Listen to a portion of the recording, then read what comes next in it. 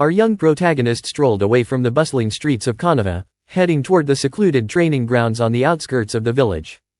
His purpose? To experiment with the technique discussed earlier that day in the academy. The instructors had demonstrated a skill called the summoning technique. During the demonstration, a massive squirrel the size of a small bear appeared, captivating Naruto's imagination. While his classmates listened to the explanation about contracts and the risks involved, Naruto's attention drifted. The allure of summoning something incredible consumed his thoughts. Now at Training Ground 2, Naruto was ready to test his newfound knowledge, oblivious to the danger ahead. Unbeknownst to him, a silver-haired ninja, currently off-duty, had noticed the boy's unusual determination and followed him in secret. As Naruto bit his thumb, channeling his chakra while forming the necessary seals, the watching ninja Kakashi realized too late what was happening. Before he could intervene, Naruto called out, summoning jutsu. In a puff of smoke, the boy vanished. Great, the Hokage is going to kill me, Kakashi muttered, rubbing his temples. He could only hope Naruto had ended up somewhere safe or at least in an allied contract realm. Location: Bran Castle, Realm of Monsters. It was an unusual day for Dracula, to say the least.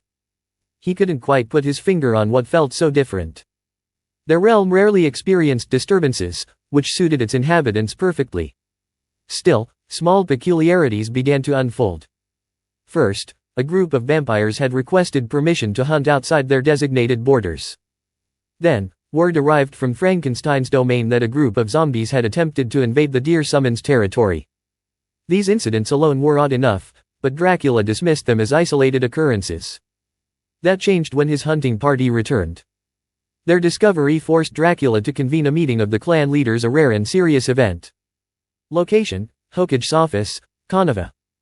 25 minutes after Naruto's disappearance, Kakashi entered the Hokage's office. Hiruzen Sarutobi, the third Hokage, had just concluded a meeting with the village elders. Kakashi opted for a direct approach. Lord Hokage, I have news about Naruto, he began, noting the Hokage's curious expression. Kakashi took a deep breath and continued, he accidentally reverse-summoned himself like Jiraiya once did. The pipe Hiruzen had been packing fell from his hands. The man visibly paled, his expression a mix of shock and dread. Without wasting another second, the Hokage bit his thumb and slammed his hand on his desk. Summoning technique, he shouted. In a cloud of smoke, Inma, the Monkey King, materialized. Clad in armor, the summon glanced around before noting Hiruzen's grave demeanor. What happened now? Did another rookie ninja attempt summoning without a contract? The Hokage's silence spoke volumes. Inma sighed heavily and crossed his arms. Describe him to me. Personality, appearance, everything. I'll send word to allied realms and see if anyone has encountered him. Hiruzen nodded gratefully and provided a detailed description. As Inma prepared to depart, Kakashi interjected with a question. Inma, based on his personality, where do you think he might have ended up? The summon stroked his chin thoughtfully. If I had to guess, I'd start with the Rhino clan, the Toads, or the Hyenas. Beyond that, I'll have to expand the search to other territories. With that, the Monkey King disappeared in another puff of smoke. Location: Sidal Causewary, Realm of Monsters. Dracula surveyed the gathered faction leaders around the ancient stone table. Meetings like this were rare, and he despised calling them. Acting as the realm's interim leader, a role dictated by ancient prophecy, he bore the responsibility of maintaining order until the clan's true leader awakened. That time had not yet come, but today's events left him with no choice. Why have you summoned us, Dracula? Medusa's voice cut through the silence, her gaze sharp and questioning.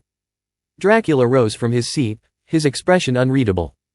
A new summoner may have arrived, he announced, pausing to gauge the room's reaction. As expected, the leaders bombarded him with questions. He raised his hand to silence the commotion. 10 minutes ago, my hunters brought me a human child. Roughly 10 years old, clad in bright orange, and radiating an extraordinary level of energy. This revelation stirred the room into murmurs, but Dracula continued. The boy is unconscious for now. Once he wakes, he will undergo the trials. I called this meeting to inform you, prepare your factions accordingly. With that, the leaders began exchanging theories, their curiosity and apprehension mounting. Dracula leaned back, steeling himself for the challenges ahead. Naruto slowly regained consciousness, trying to piece together what had happened. He was confident he had performed the jutsu correctly, but if that was true, then where exactly was he? As he glanced around, he realized he was in a room with minimal furnishings, just the bed he was lying on and 2 rugs, one to the right side of the small bed and the other in front of one of the 2 doors. The room, constructed of stone, felt cool despite the absence of any fan or ventilation. His observations were interrupted when a shrunken head hanging from the door without the rug spoke. "Dracula will arrive soon to take you before the council," it informed him in a gruff tone. Before Naruto could unleash a barrage of questions at the head, his attention shifted to an imposing figure entering through the same door. The man was tall, easily over 6.5 feet, towering more than a foot above Naruto's 5'2" frame. His pale complexion made Sasuke look sun-kissed by comparison. He wore a long black cloak that extended to his ankles, revealing polished black leather dress shoes underneath. The man spoke in a voice so smooth and calming that it seemed to hold a persuasive charm, as though his words alone could sway anyone to his way of thinking. "May I ask your name, young one?" he inquired. "I'm Naruto Uzumaki," Naruto answered enthusiastically. "I'm training to become the strongest ninja in Konoha. One day, I'll become the Hokage so people will finally acknowledge me. Believe it." Dracula's eyes sparkled with interest as he considered Naruto's words. A ninja, especially one from Konoha known for its acceptance and reputation among the Deer clan, might make an excellent summoner.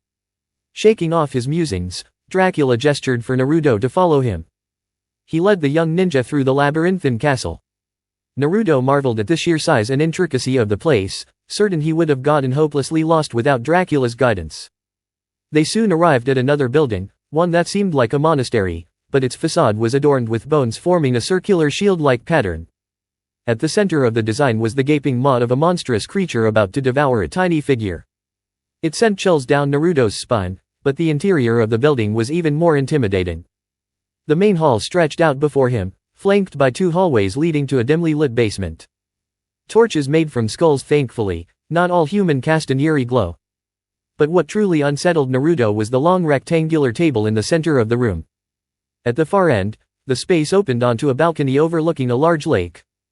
A monstrous creature with a neck stretching at least 8 feet above the railing dominated the view. Its scales shimmered in shades of sea green and ocean blue, disappearing below the surface of the water. Seated around the table were a host of bizarre and imposing figures. On the left side was a snake-like woman, her emerald green scales patterned with darker shades of green. She had snakes for hair and a serpent's tail instead of legs. To her right sat an albino werewolf, its pristine white claws gleaming like lethal weapons. Next to the werewolf was a massive, 8-foot-tall figure stitched together like a patchwork quilt, its gray skin taut over bulging muscles. Across the table sat a hulking skeleton, towering over the others at 15 feet tall, its polished white bones covered with nicks and scars. Beside the skeleton sat a humanoid figure wrapped in faded yellow bandages, with patches of decayed greenish-gray skin peeking through. The final figure at the table was a towering being, 13 feet tall, with stone-colored skin and a jagged wooden crown atop its head. 2 massive spears and an enormous axe rested beside it, exuding an aura of menace. Naruto's instincts screamed at him to remain quiet. He knew these beings could end him without a second thought. Dracula took the empty seat at the head of the table and introduced Naruto to the gathering. "This young one is Naruto Uzumaki, a ninja in training from Konoha," he announced. "I believe you should all introduce yourselves." The snake woman spoke first, her voice smooth but commanding. "I am Medusa, a gorgon. I represent the Greek monsters allied with the contract." The werewolf introduced himself next. "I am Zevon, a werewolf. I speak for the werewolves, Wendigos, and Sir Cupola." Dracula interjected, asking with a smirk, "How is Cupola doing these days?" Before Zevon could answer, the stitched giant cut in with an annoyed growl. "This isn't the time for that. I'm Frank. I'm a golem crafted from the flesh of the deceased, which explains the stitching. I represent the golems, zombies, and Sasquatches." The bandaged figure spoke next in a voice that carried the weight of history. "I am Pharaoh Narmer, a mummy. I represent the Egyptian monsters allied with the contract." The towering skeleton followed. "I am Sato, a Nodo Kuro. I represent the skeletons and the Japanese monsters in the alliance." The stone-skinned figure with the crown introduced himself with a deep, resonant voice. "I am Ganundr, a troll. I represent the Norse monsters. Finally, the long-necked creature spoke, its voice surprisingly gentle. I am Ness, a plesiosaur. I represent all water-dwelling monsters bound to the contract. Dracula rose from his chair to conclude the introductions. As for me, you already know me as Dracula. I am a vampire, and I speak for the vampires, ghosts, and other flying creatures. I also serve as the acting leader of this council. Naruto tilted his head in confusion. What do you mean by acting leader? Dracula sighed, clearly reluctant to answer. After a moment's thought, he offered a deal. If you can pass our tests and prove yourself worthy of summoning the monsters bound to this contract, I'll explain everything alongside your Hokage, so I won't need to repeat myself. Agreed. Naruto, ever eager, nodded enthusiastically, unaware of the amused smirks exchanged by the council members. Naruto, to gain acceptance into the pact, one must pass at least 4 of our trials. However, for you, we will reduce the requirement to just 1. Completing the standard 4, though, will greatly boost your standing within the clan, Vlad began, gesturing towards the other members of the council. Naruto, eager to take on the challenges, was about to demand all the tests at once when Vlad silenced him with a raised hand and a stern look. Each of us has a unique trial. Ness, Zeven, and I share a similar one. We will sample your chakra to see if it aligns with our clan's elements. Medusa and Narmer will test your mental fortitude. Frank's trial evaluates physical strength, Conundrus assesses your connection to nature, and Sado's measures endurance. You may take the tests in any order, at your discretion, Vlad explained. Naruto, thinking quickly, asked if he could undergo the 3 chakra tests simultaneously. Vlad confirmed it was possible but warned it would be taxing. What kind of ninja would I be if I let a bit of exhaustion stop me? Naruto replied confidently, earning the respect of the council. He stepped forward with determination toward Ness, with Vlad and Zeven flanking him. To proceed, you need to channel your chakra while we each draw from it. I'll signal when we have enough, Vlad instructed. Naruto nodded, forming the ram seal and focusing his energy. The moment he flared his chakra, he felt the intense drain as Ness took a large portion in a single, swift action, and Zeven absorbed what he required with precision. Surprisingly, Naruto felt little impact from Vlad, who seemed to be savoring the process. Vlad couldn't believe what he was experiencing. The taste of Naruto's chakra was extraordinary. After a long moment, he withdrew his fangs with a contemplative expression, having found what he sought. That was the most exceptional chakra I've encountered in ages, Vlad announced. You pass my segment of the trial, your chakra possesses a yin affinity. The council murmured in astonishment. Ness followed suit. He has the water affinity required for my test, Ness added. Finally, Zeven confirmed, earth affinity is present, and there's a bonus wind affinity, which Cupola will find intriguing. The revelation that Naruto had 4 affinities left the council astounded. Naruto, considering his options, decided to tackle Medusa and Narmer's trials of will next. Both members grinned, knowing they had some of the most challenging tests. As you wish, Naruto, Narmer said, unwrapping a length of bandages from his arm. Approaching Naruto, he channeled his chakra into the cloth, which extended to cover Naruto's eyes, ears, nose, and mouth, cutting off his senses. With a subtle application of chakra, Narmer delved into Naruto's mindscape. Narmer was immediately disoriented upon entering the vast sewer-like expanse that represented Naruto's inner world. He wandered cautiously until his attention was drawn to a massive cage made of steel bars with an intricate seal at its center. Approaching the structure, Narmer extended a bandage through the bars, only to be greeted by a massive crimson eye glaring back at him. The creature stepped forward, revealing itself as the Nine-Tails in all its fearsome glory. The imposing fox broke the silence. Why are you here, Bandage 1? It rumbled, its voice echoing ominously. Narmer maintained his composure, responding directly. I am here to assess your vessel's willpower as part of the trials for the monster pact. The fox hummed in thought, its gaze fixed on Narmer. The Monster Clan, an ancient and formidable group, indeed. What stage of the trials is he at? Narmer explained that Naruto had completed 3 of the 8 tests, his being the 4th. He also informed the fox of the upcoming tests, including Medusa's entry into the mindscape and Conundrus trial involving nature energy. The fox was taken aback by Naruto's progress. Even the Sage of 6 Paths had avoided these tests, preferring the tutelage of the toads. A smile formed on the fox's face. Perhaps this child is the one my father spoke of, it mused, its interest piqued. Resolving to test Naruto personally when the boy entered the seal, the fox settled back into its cage. Meanwhile, Narmer withdrew, preparing to complete his portion of the trial. As Narmer prepared to initiate the trial, his thoughts began to drift, reflecting on the fox sealed within Naruto and pondering whether the boy was aware of its existence. Deciding it was something the others should be informed about, he resolved to bring it up while Medusa conducted her trial. After completing his preparations, Narmer pulled Naruto into an incredibly sophisticated illusion technique. Naruto blinked, finding himself surrounded by an endless desert rather than the council chamber. As he began to move toward the pyramids in the distance, an overwhelming sense of unease crept over him, growing stronger with each step. Upon entering the largest pyramid, a horrifying sight greeted him. Looming before him was a colossal serpent, at least 48 feet in length. Its scales were a deep obsidian, while its underbelly shimmered a menacing crimson. The creature's hooded neck and imposing presence made it clear this was no ordinary snake. To his shock, the serpent had the Hokage, Ichiraku, and Iruka cornered. Naruto noticed a faint golden glint off to the side but paid it no mind. His focus was solely on protecting his precious people. Letting out a fierce battle cry, he charged at the snake, aiming to draw its attention and provide the others a chance to escape. While Naruto faced the illusory version of Apep, Narmer addressed the council members. "Were you aware that he's the host of the Nine-Tails?"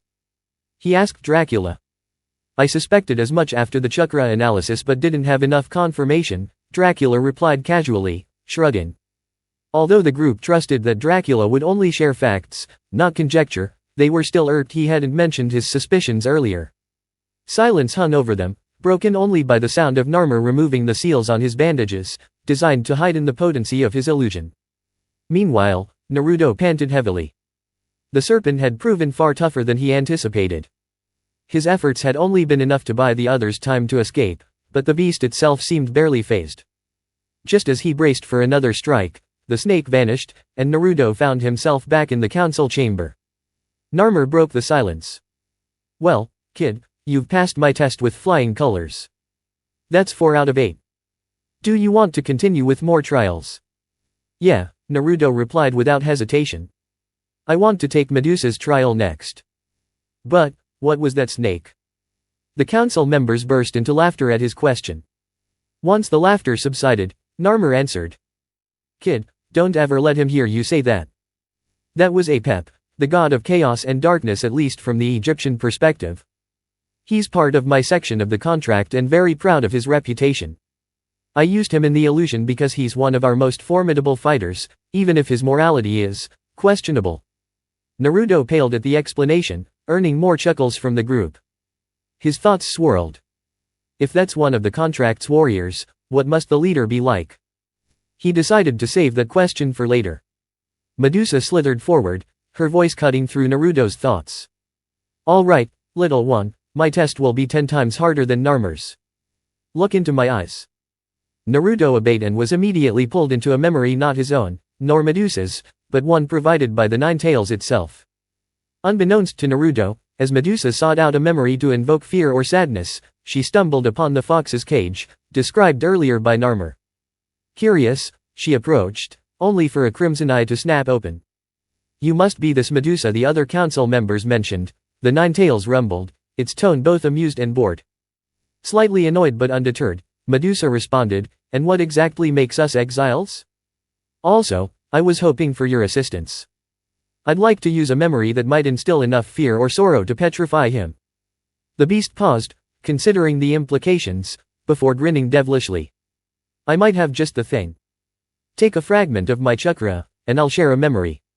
Medusa obliged, extracting the minimal amount of chakra needed. To Naruto, the memory played vividly. He saw the attack on Konoha from the fox's perspective, recognizing the fourth Hokage and a red-haired woman wielding chakra chains.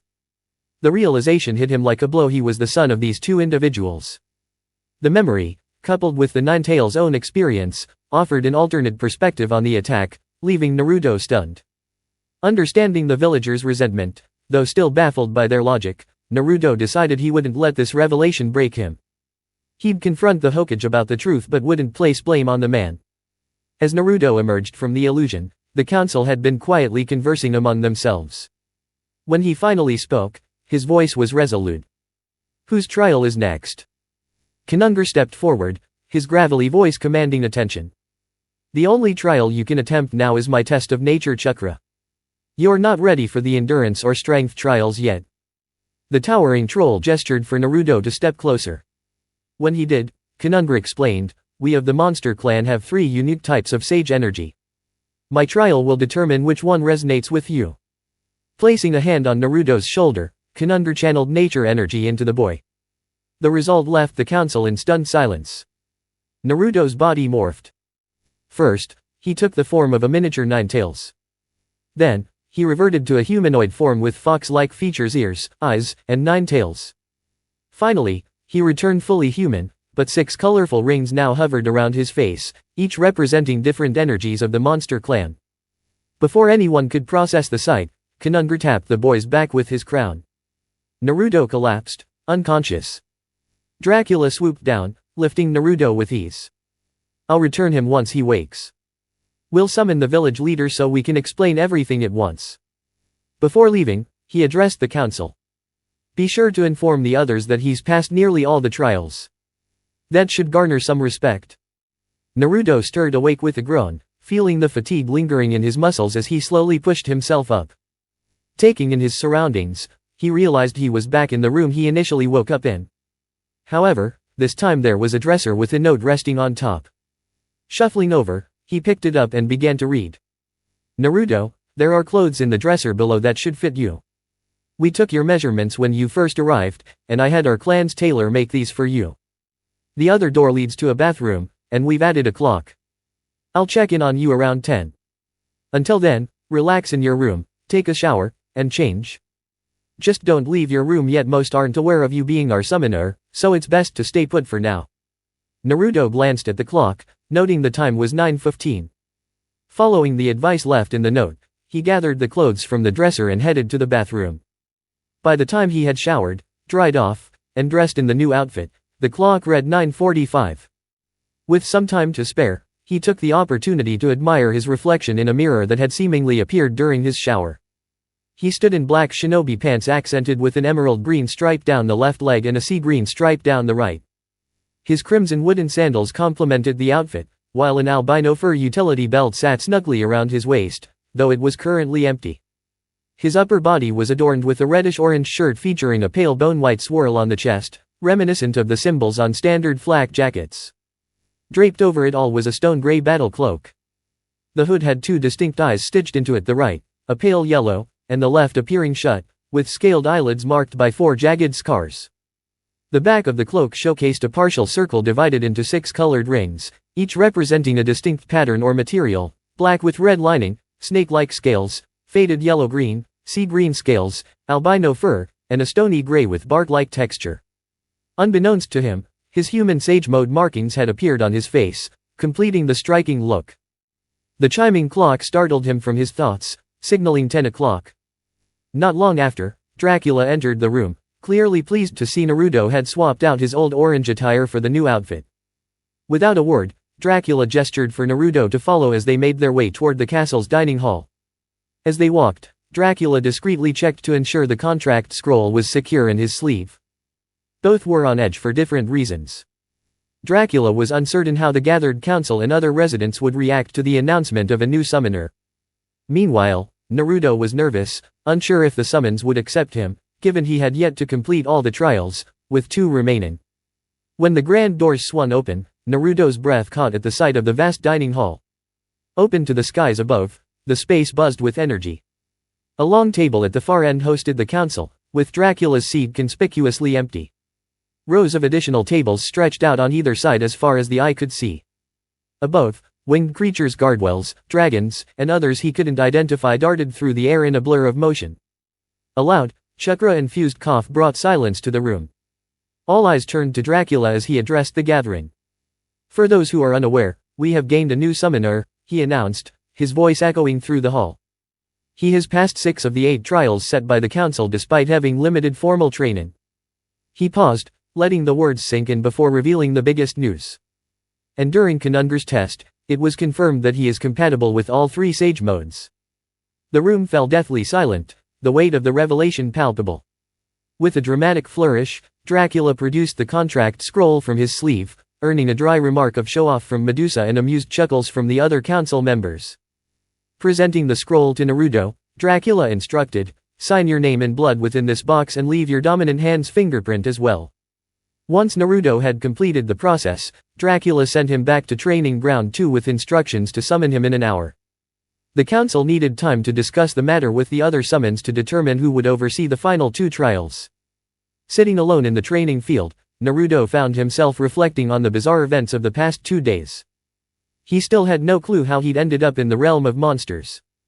His mind wandered to his academy days, trying to recall the lessons on summoning, but he drew a blank. Perhaps paying attention back then would have been wise. Not that it mattered much, things seemed to be working out regardless.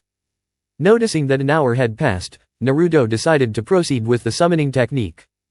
Forming the seals boar, dog, bird, monkey, ram, he bit his thumb and shouted, "Summoning jutsu." Visualizing Dracula as he poured chakra into the technique, he performed it with gusto. A plume of smoke appeared, revealing Dracula in his vampiric glory. "Whoa, kid. Your chakra control needs serious work. You just used enough chakra to summon 4 of our clan's strongest members and supply them with energy," Dracula remarked, his tone incredulous. "But at the academy, they always said I wasn't putting enough chakra into my clone jutsu," Naruto replied, frustration evident in his voice. Dracula frowned, filing the information away for later. With a sigh, he said, "We'll address that during your training. For now, let's go see your Hokage." As they walked through the village, Dracula, deciding to transform into his bat form and rest in Naruto's unruly hair, took note of the cold glares directed at the blonde. His curiosity piqued as he wondered if this hostility was linked to the powerful entity sealed within Naruto. Determined to uncover the truth, he resolved to bring this up with the village leader. The sun was beginning to rise, casting warm rays over the towering walls, chasing away the remnants of the night and promising a new day. As Naruto climbed the stairs to the Hokage's office, Dracula observed the sharp contrast between the disdainful glances of most villagers and the kind, worried smile from the Hokage's secretary. Her unease, however, shifted toward the bat resting on Naruto's head, her curious yet cautious gaze betraying her wariness. After receiving confirmation that the Hokage was available, Naruto stepped into the office. Dracula nestled into his hair, providing silent comfort as Naruto approached.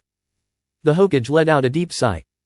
It was Sunday, and he was growing frustrated with the lack of updates regarding Naruto's disappearance into the summoning realm. Inma had yet to confirm if other summoning clans had seen the boy, and the old leader's patience was wearing thin.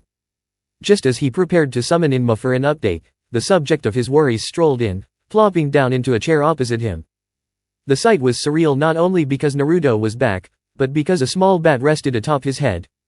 Something about the bat felt different, unfamiliar, and certainly not from the Bat clan they had checked with the day before. The bat spoke, its voice ancient and commanding. "Dismiss the masked guards and summon the current Monkey King," it instructed. Though confused, the Hokage complied, signaling for the guards to leave. Soon, he summoned Inma, who appeared and immediately bristled with fury at the sight of Dracula. "What is one of his kind doing here?" Inma roared, his words dripping with contempt. The Hokage was taken aback.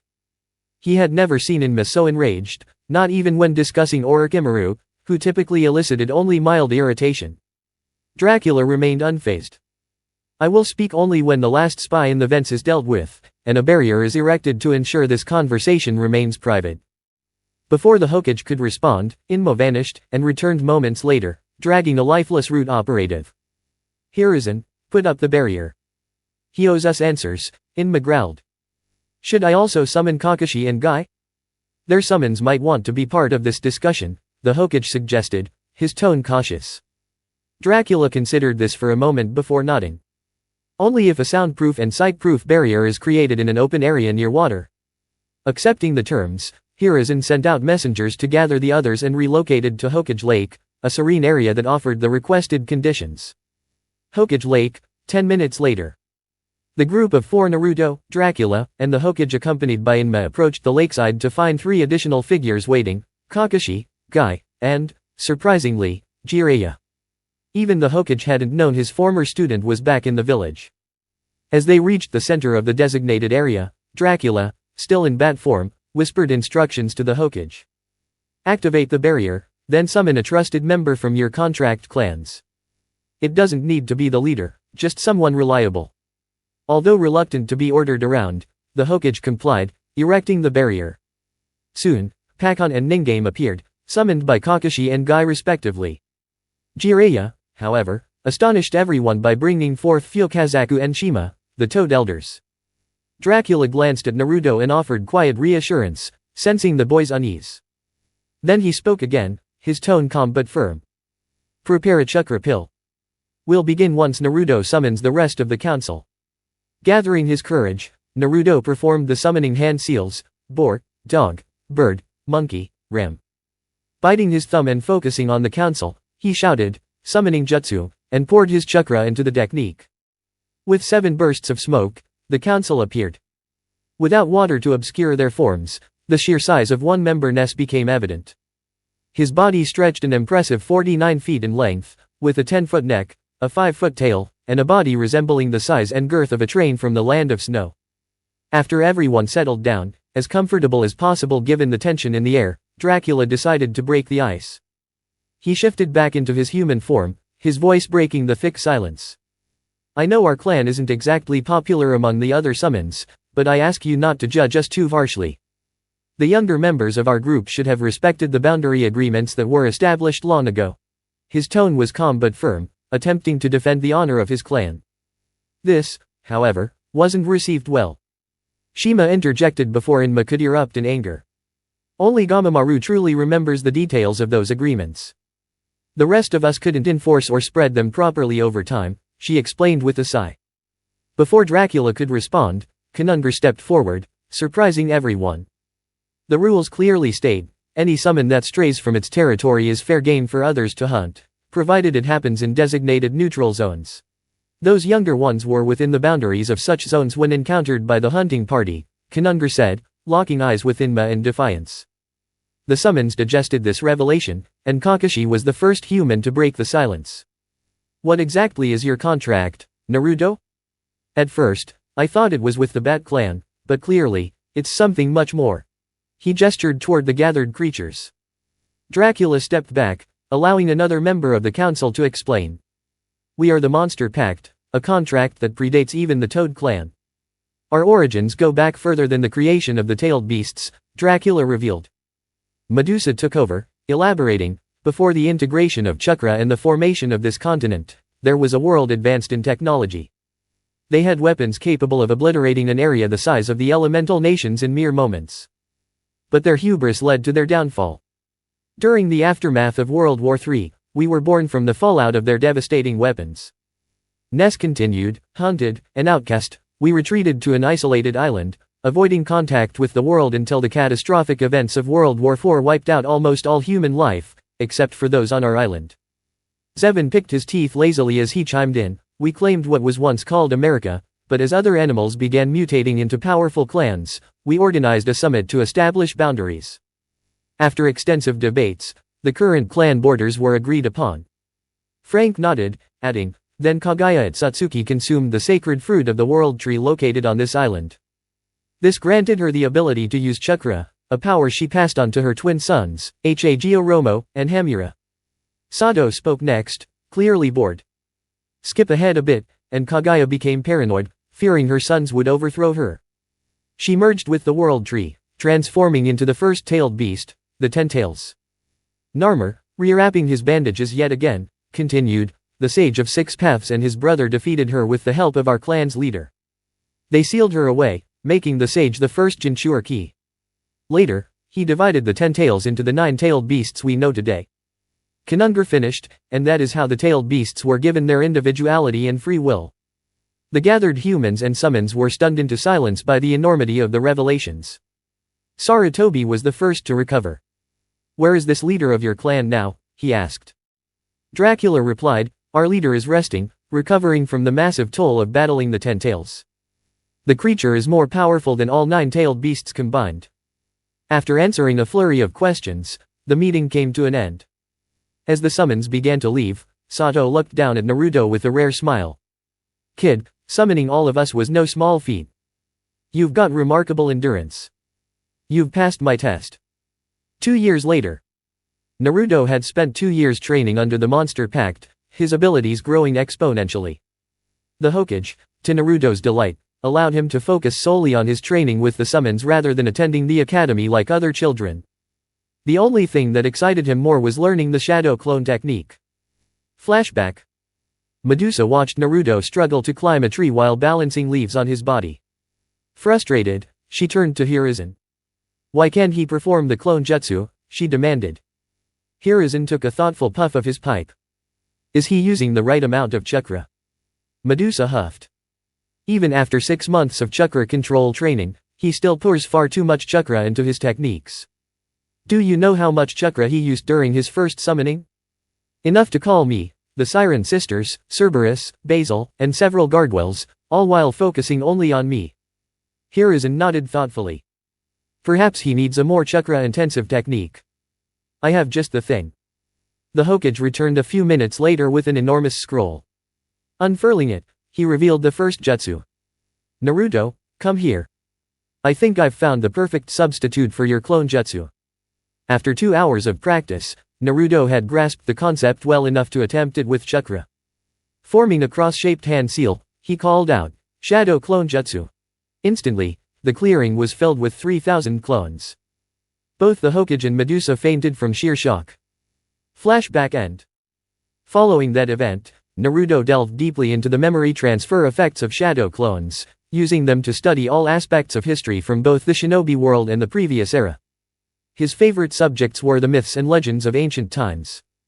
He read about various mythical creatures and, after researching each one, summoned its counterpart to verify how much of the lore aligned with reality.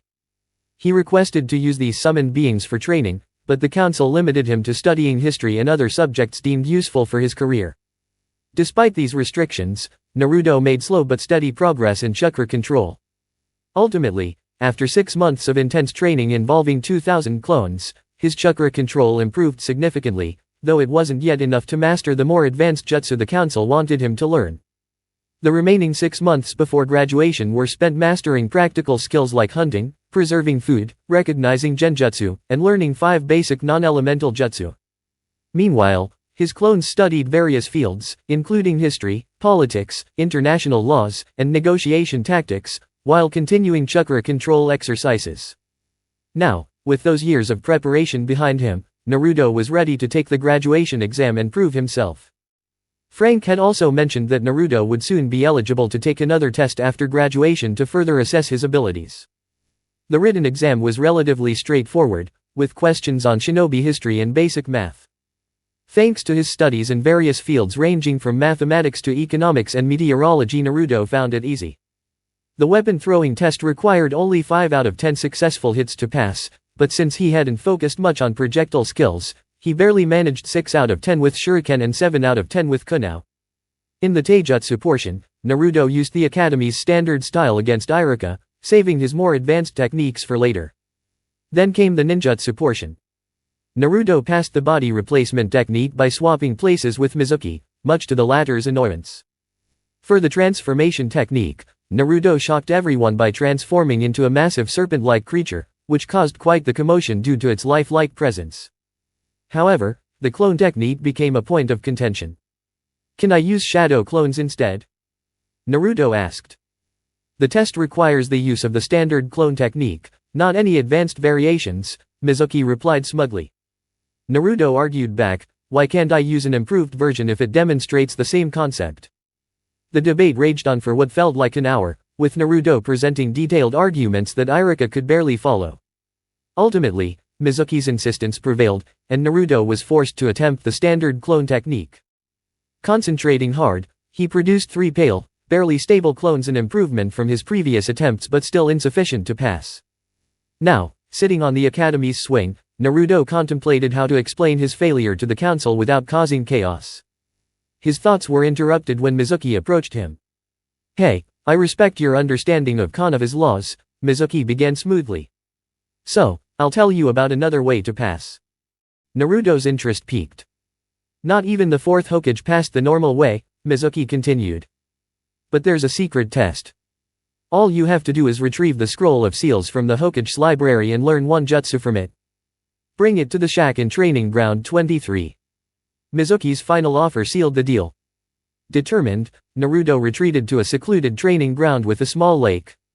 Summoning the council, he explained the situation. Did you pass? Dracula asked, his tone serious. No, Naruto admitted. I couldn't create 3 standard clones, but Mizuki told me about another test I could take. He even said he might get permission to tell me why the villagers dislike me.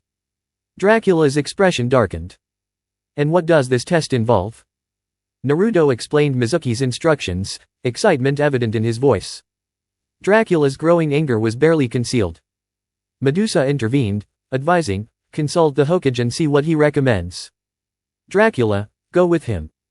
The rest of us will prepare in case we're summoned. With that, the council dispersed, leaving Naruto and Dracula to face the next steps. The two of them made their way to the Hokage's office, preparing for what was sure to be a lengthy discussion. So, what brings you here today? The Hokage asked, still focused on his paperwork. Naruto failed his graduation test, Dracula muttered, instantly grabbing the Hokage's attention. Explain, the Hokage ordered in his authoritative Hokage voice. After having a lengthy argument with Chunin Mizuki, I was told to perform the standard clone jutsu, which, as you know, doesn't work for Naruto. Later, Mizuki approached him, offering a way to pass by breaking into the Hokage's library and stealing the forbidden scroll, then taking it to Training Ground 23. He also promised to tell Naruto why he is disliked by the village, Dracula said in one breath, pausing briefly for air. Hiruzen took the information in stride. So Mizuki is a traitor. What would you suggest we do? He asked, curious about the blonde's thoughts. Why not provide a different scroll, one with an advanced genjutsu placed over it, too complex for Mizuki to break or detect? Then, we can use either a team of summons or an Umbu squad to capture him when he shows up, Naruto suggested. Hiruzen was impressed by how quickly he had devised such a good plan. Dracula, which summons would you recommend for this mission? The Hokage asked. I suggest a Kelbi, the Siren Sisters, and the Obsidian Gargoyles, Dracula replied. Obsidian? The Hokage inquired, intrigued. The Sirens will capture his attention, getting him into a position where the Gargoyles can trap him, and the Kelpie will use its chakra-draining abilities to keep him restrained. The Obsidian Gargoyles are the most resilient and fastest of the Gargoyle teams, Dracula explained. Naruto was busy taking notes, already thinking about future strategies. I agree. Naruto should use those summons, they stand a better chance than an Umbu team, and I'm sure they'd enjoy the challenge, Hiruzen said with a chuckle. As for the scroll, I have one that can help you with your chakra control. Have you heard of the inner gates? He asked. Naruto's eyes widened in recognition, and he recited what he had read about them. The inner gates can turn an average person into someone as powerful as a Kage for a short period by unlocking chakra the body usually restricts. But how does that help with my control? He asked, his head tilting in confusion. What would happen if you opened the first 2 gates and focused on chakra exercises? Hiruzen questioned. It was Dracula who quickly pieced it together. If you open the first 2 gates, you could improve your chakra control because you'd be working with a higher chakra amount, and once the gates are closed again, you'll be able to control the more limited chakra with better precision, he explained. Exactly. That's how my student Tsunade achieved perfect control for her medical jutsu, Hiruzen said, watching Naruto's eyes widen with realization. The scroll I'll give you will teach you how to unlock the first 2 gates.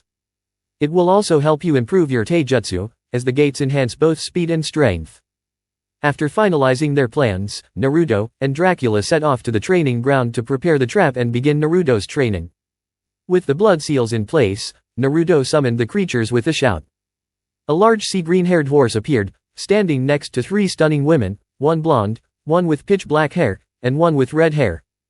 They were accompanied by 5 large obsidian gargoyles, each standing 8 feet tall, with wings that, if fully spread, would easily reach 10 feet from tip to tip. Still using too much chakra, Naruto, the blonde siren commented, causing Naruto to lower his head in frustration. He turned to the other blonde, Agalope. How much did I overdo at this time? Not as much as usual. You still had enough chakra left to summon Cerberus and Basil, but you're improving. Agalope said cheerfully, her giggle lifting Naruto's spirits. Her two sisters, Felsibiya, the redhead, and Pisano, the black-haired one, joined in the encouragement. Once Naruto pulls himself out of his frustration over the chakra overload, we can proceed. We're setting a trap for the traitor who sabotaged Naruto's test, and if all goes as planned, Naruto will pass with the grades he should have earned, Dracula stated in a commanding voice. Everyone present nodded in agreement, except Naruto, who had been part of creating the plan. Mizuki, meanwhile, was growing concerned. He hadn't heard anything about the brat stealing the scroll, so he decided to check the meeting spot first, then Naruto's apartment, to ensure he was following through. Imagine his surprise when he found Naruto and a pale man staring at the scroll he had assigned Naruto to steal. The pale man wouldn't be an issue, Mizuki planned to kill both of them and take the scroll to Orochimaru. However, just as he made his presence known, both Naruto and Dracula looked up at him, only to hear the sound of women singing. Mizuki was drawn to it, inexplicably compelled by the haunting melody. He moved quickly through the trees, unknowingly positioning himself in exactly the spot for the trap. As he saw the three stunning women, his mind began to wander, thinking how bringing them to Orochimaru might earn him even more rewards or maybe even one of the women as his own. Just as Mizuki prepared to speak, the blonde woman twirled her hair, signaling for the gargoyles to make their move. In a split second, Mizuki found himself trapped, pinned stomach down against the horse, his limbs restrained tightly so he couldn't form any hand seals. With Mizuki captured, the team made their way to report their success to the Hokage. With Koko and the Obsidian Battalion escorting Mizuki to TNI, the Siren Sisters vanished in a puff of smoke, ensuring Naruto wouldn't have to rely on other summons next time for his amber earplugs. They made sure Naruto wouldn't fall victim to the same ninjutsu as their previous targets. After their mission was completed, only Naruto, Dracula, and Hiruzen remained in the Hokage's office to discuss the aftermath of what would soon be known as the Scroll Incident.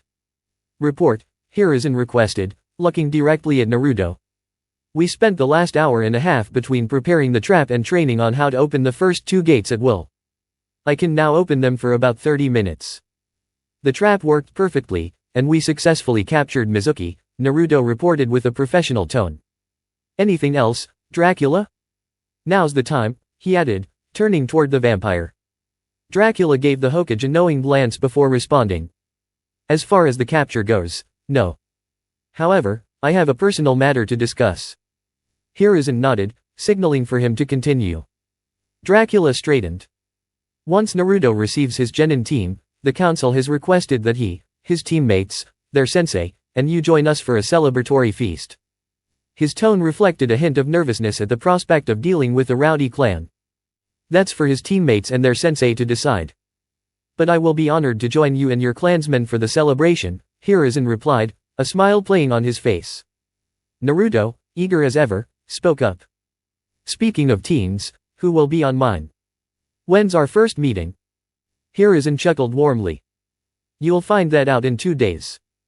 Tomorrow, I have a meeting to plan the teams, and you'll meet your team the day after. After a moment, Hiruzen turned to Dracula. Would you mind summoning him tomorrow? It would be good for him to have you there when we discuss his potential teammates and for you to help mend relations with their summons.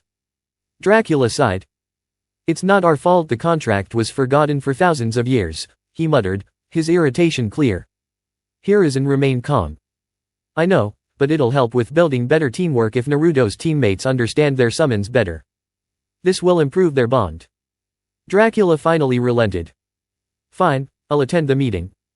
But don't think you're getting the day off, Naruto. I want you to try and figure out who might be grouped with you and why. With that, the meeting concluded, leaving Naruto to rest before his next task, summoning Dracula for the team selection. The following day, Naruto woke up early, as usual, and after his morning routine, summoned Dracula. You might want to start waking up earlier if your team meets in the morning, Dracula remarked, sipping from his canteen. Yeah, but if I do, I'll ruin your beauty sleep, Naruto retorted, cooking eggs for himself. Dracula smirked. Well, if you want more training, you'll have to either stay up later or wake up earlier. He finished his canteen and returned it to the summoning realm. I'm heading to the meeting early. I'll find you after it's done. By the way, I think you're ready for Frank's strength test now, but you'll likely need to use your inner gates. Naruto nodded, finishing his breakfast. I'll get ready. Later that day, at the meeting, Kurane asked, who are we waiting for, Hiruzen? Everyone's here, even Kakashi. Hiruzen smiled. Dracula's almost here. He's just a few blocks away. A moment later, Dracula flew in, landing comfortably atop Kakashi's hair. Sorry I'm late. Naruto and I had a chat about training, Dracula said, settling in. This is Dracula, one of Naruto's summons. His clan has a bit of a reputation with several others, so he's here to apologize to any clan members whose summons might be affected, Hiruzen explained. Now, let's proceed with the team discussions. After the meeting, Naruto and Dracula prepared for the next step of training. Dracula thinks I'm ready for Frank's strength test, Naruto explained, stretching. Great, Frank said, grinning. For this test, you'll need to summon team restraints. They've got strength comparable to mine. Who are they? Naruto asked, confused. They're zombies. The goal is to break free from them and then arm wrestle me afterward, Frank explained. Alright, I'll give it a try, Naruto agreed, biting his thumb and performing the necessary hand signs. Summoning jutsu. 4 small, gray zombies appeared. 2 were about 6 feet tall, and the last one was a massive, 12-foot giant. Frank grinned, these guys will restrain you while I watch. Got it, Naruto said, preparing himself for the challenge ahead. Alright, kid. Hope you're ready for this, the zombie introduced himself. Name's Punter. I'm the only one on Team Restraints who can talk. The others, well, they lost their tongues ages ago. He flashed a grin, his teeth yellowed with age. Nice to meet you, Punter. And I'm ready, Naruto replied with an eager expression. Without warning, the 4 smaller zombies latched onto his ankles and wrists, their combined weight feeling like a mountain pressing down on him. The 2 medium-sized zombies appeared in front and behind him, locking his arms to his sides and restricting his ability to move at all. The most surprising part was the massive zombie who managed to pin him to its shoulders, preventing any escape attempts upward. Normally, we wouldn't have this much power, Punter explained from Naruto's left. But our team gets stronger the more chakra you use. It makes us gain weight, and the others get more strength. Frank only gets this kind of power when he's summoned with hybrid chakra. Good to know for when I'm out in the field, Naruto grunted, straining against the restraints. But there's something Frank didn't know before I summoned you guys. And what was that? Frank called out, sitting on a stump nearby, watching the scene unfold. I learned how to unlock 2 of the inner gates last night. Naruto said proudly, opening the gates with a rush of energy. The force sent the smaller zombies flying, and the medium ones were knocked back slightly. With his newfound strength, Naruto used the moment of freedom to swing his arms and knock off the small zombies from his wrists and ankles, finally freeing himself. Frank's eyes widened in disbelief. He could feel the extra chakra Naruto was channeling, and it was enough to make the small zombies weigh as much as the Hokage tower and give the larger ones the strength of a top-tier Chunin. Did you focus all that extra chakra into your muscles when you opened the gates? That's the only way I can see you breaking free like that, Frank asked, still processing what had happened. Yeah, that's what Dracula and I figured would work for passing your strength test, Naruto said, his voice steady but filled with excitement. Well, if you are able to use the first 2 gates, I'd say your strength is more than enough to pass, Frank commented, impressed. Do you want to close them now? And should I take your cloak back for you before your graduation dinner? That would be great, Frank. Also, can you let the clan know that we'll be having 3 summon bosses over in Ma, Carla, and Komatao? Dracula's voice echoed from behind, and with that, the entire group vanished in a puff of smoke, leaving Naruto to train alone for the rest of the day. Here they all were, the students who had passed the graduation exam and were about to be assigned to their teams. Most were average kids from civilian families, hoping to gain fame by becoming ninjas. But there were 8 among them who showed exceptional potential: Sasuke Uchiha, Sakura Haruno, Ino Yamanaka, Shikamaru Nara, Koji Akemichi, Hinata Hyuga, Hiba and Yazuka, and Shino Abarame. Yet, there was one who stood out even more than the others: Naruto Uzumaki. Dressed in a white fur shirt with yellow bandages wrapped around his arms and legs, and seaweed green scale shorts that reached his knees, he was the current and only holder of the monster summoning contract.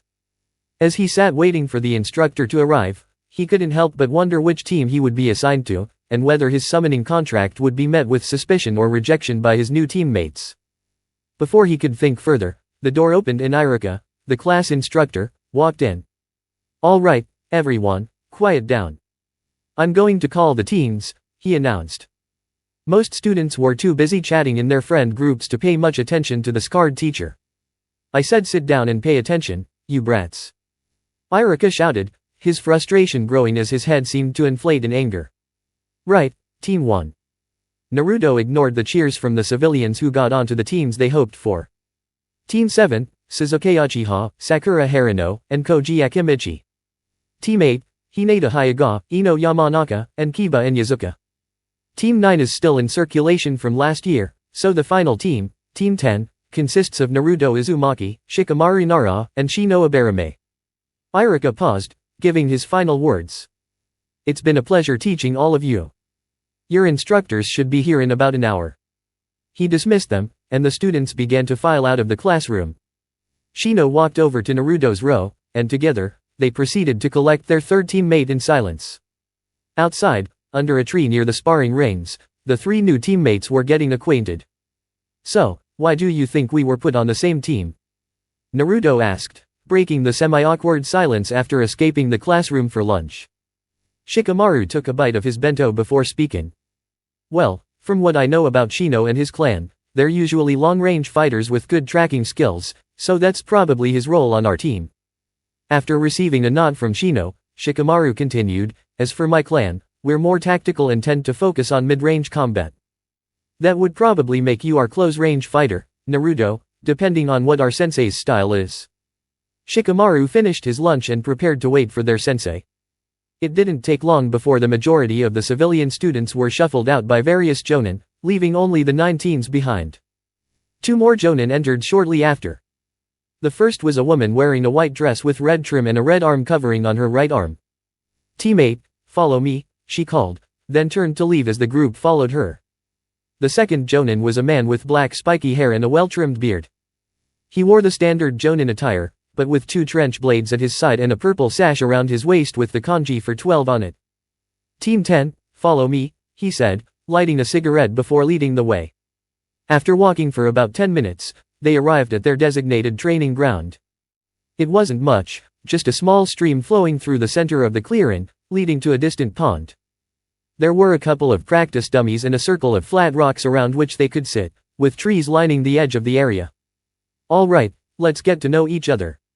Share your likes, dislikes, and anything else you want us to know," Asuma said, sitting on one of the rocks as he lit his cigarette and motioned for the others to join him. "My name's Naruto Uzumaki. I like my summons and training.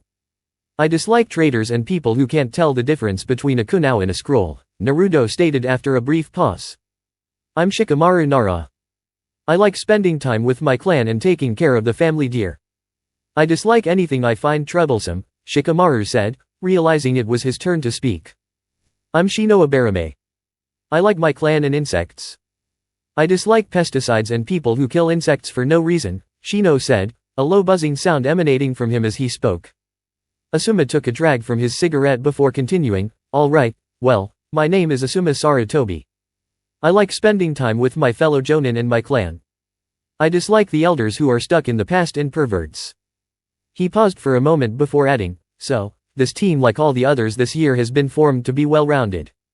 We've got Shino for tracking and weakening the enemy, Shikamaru for capturing and holding them, and Naruto, who is our jack of all trades. That's what I've been told because of his summons." He took another drag of his cigarette before continuing, "Now, for your first real task as genin, you have 3 options.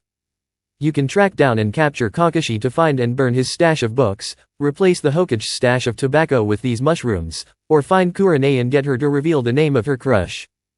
After a brief discussion, Naruto spoke up, "We decided to switch the tobacco with the mushrooms." Asuma raised an eyebrow but nodded, handing the bag of mushrooms to the kids. "Come find me once you're done," he said, disappearing without a sound, unknowingly following them to see how they would carry out their task. Left on their own, the new team began discussing their plan for the mission. "So, what's our strategy?" Naruto asked. Shikamaru, placing his hands in an upside-down semicircle, explained, "I think our best option is for you and me to serve as a distraction while Shino sends his bugs to handle the actual task." Both Naruto and Shino gave a confirming nod, and they set off towards the Hokage tower, discussing possible distractions to pull the aging Hokage's attention away. As they entered the Hokage's office, only Shino remained behind, using a female bug that he'd placed on Naruto earlier to guide his insects through the ventilation system to deliver the mushrooms. "Hey old man, you haven't forgotten about the dinner tonight, right?" Naruto asked in an overly sweet voice, causing the Hokage to sweat nervously. "Of course not," Hiruzen chuckled. "I've already spoken with Inma to make sure he behaves tonight." "That's good to hear. You know how they'd react if you didn't show up to dinner," Naruto responded, a playful tone in his voice. Hiruzen suddenly seemed to remember something and turned to Shikamaru. "Hey, would you and your family want to join us for dinner? You could even bring your summon," Naruto suggested enthusiastically. Shikamaru, looking a little surprised, responded, "I'll need to check with my parents first, but it's impressive that you know about the Nara clan's connection to the deer contract. It's not something many people are aware of, considering it's been ages since anyone summoned them." Before Naruto could respond, Shino entered the room with Asuma following behind. "Sorry, I was just in the restroom," Shino explained casually. "And yes, I'll have to talk to my parents about the dinner." "That's cool," Naruto said. "It's amazing how you can communicate with insects. Did you plant some on me to overhear about the dinner invite?" Shino nodded. "Yes, I used a bug to make sure I didn't get lost in the Hokage tower. Are you inviting your insect summons too? And what about you, Asuma-sensei?" Naruto asked eagerly. "I wouldn't miss it for the world, kid," Asuma replied with a grin. After confirming with Shino, the group left the Hokage's office, with Asuma discreetly signaling his father using hand seals to remind him not to smoke until his return. Back at the training grounds, Asuma instructed them to report their mission. Naruto started, "We split into two teams, Team A, which was me and Shikamaru as the distraction, and Team B, which was Shino's job to carry out the task." Shikamaru continued, "Once Naruto and I had the Hokage's attention, Team B took action. Shino used his beetles to deliver the mushrooms while we kept the Hokage busy. Shino finished, I planted a bug on Naruto earlier, guiding my beetles through the ventilation shafts to replace the tobacco." Asuma nodded, clearly impressed with how his team had worked together. "You did well. The test was designed to see if you could work as a unit, and only by doing so did you succeed. Now, what time is dinner, Naruto?" 7:30 p.m. at the Hokage Tower, Naruto answered, recalling the details Dracula had given him. "All right then, you're dismissed. I'll head to the Hokage's office to report on your success. Please hand me the tobacco," Asuma said, holding out his hand. After saying their goodbyes, Asuma sped off to the Hokage Tower. Not long later, he was kneeling before Hiruzen to give his full report. "So, how did they do, Asuma? And why did you tell me not to smoke until you came back?" Hiruzen asked. Asuma responded, "I gave them 3 options for the teamwork test. One was to capture Kakashi and burn his book stash, causing the Hokage to shudder at the thought. The second was to find Kurene's crush," he added, causing Hiruzen to sweat nervously, "and the one they picked was to replace your tobacco with mushrooms." Hiruzen immediately opened his drawer to check the mushrooms, relieved that he had followed Asuma's advice not to smoke beforehand. "And how did they manage it?" Hiruzen asked as he took the mushrooms back from Asuma. "Shino swapped the tobacco while you were distracted by Naruto," Asuma replied, mentally noting to return the mushrooms to the hospital before the dinner. Later that night, 10 minutes before the designated time, everyone invited to the dinner stood outside the tower, eagerly awaiting the arrival of the guest of honor. All except Naruto, who planned to make a grand entrance. As the clock struck 7:30, a puff of smoke filled the air, followed by 2 bats circling around Naruto, starting at his feet and disappearing in puffs of smoke as they passed his head. His outfit was eye-catching, crimson ninja sandals leading into black ninja pants adorned with 8 unique circles running down the sides. Each circle had its own distinctive design. The first was black with a thin red lining, the second resembled a snake eating its tail with green and white hues, the third was a faded yellow with green accents, the fourth had a sea green color resembling a mini plesiosaur, the fifth looked like a curved white werewolf under a half moon, the sixth had stone gray with a brown wooden bark interior, the seventh was bone white, and the last one had a grayish flesh tone with stitched crisscross patterns. The legs below the last circle were wrapped in yellow bandages. His outfit was completed by a white fur utility belt, carrying kunao and shuriken, with plenty of room for more tools. Underneath his cloak, he wore a sea green scaled shirt with his 8 circles on the back, featuring a crimson-orange fox head and the kanji for 9 on its forehead. Once the others finished taking in his new appearance, Naruto spoke. The dinner will take place in the realm of my summons. The leaders of your clans have already arrived and are mingling. Please, place your hands on my shoulders, and I'll transport you there. With this, the Hokage, Shikamaru and his family, Asuma, Shino, and their families all placed their hands on his shoulders. Naruto performed the summoning jutsu, and they all vanished in a cloud of smoke. When the smoke cleared, they found themselves in a well-decorated stone room, with 2 doors. One had a seaweed green rug in front, while the other featured a shrunken head as the door handle. The room also had a large bed with blood-red silk sheets, 2 black pillows, a dresser, and a wardrobe, along with a full-length mirror and 2 sliding mirrors for a 360-degree view. As they finished observing their surroundings, a knock came from the door with the shrunken head. Are you all ready for dinner? The clans are growing a bit impatient, came Dracula's voice from the other side of the door. Naruto and Hiruzen paled at the thought, quickly ushering everyone out into the hall. Ah, welcome. I am Dracula, the acting leader of the monster summoning clan. Please, follow me to the dining hall, Dracula greeted, bowing before leading them to the grand dining room. As they approached, the sounds of lively conversation could be heard from the other side of the door, loud, monstrous chatter, pun intended.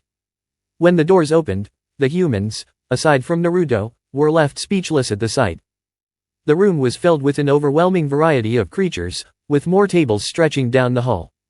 Now, as the last of our guests arrive, let us celebrate the prominence of tomorrow.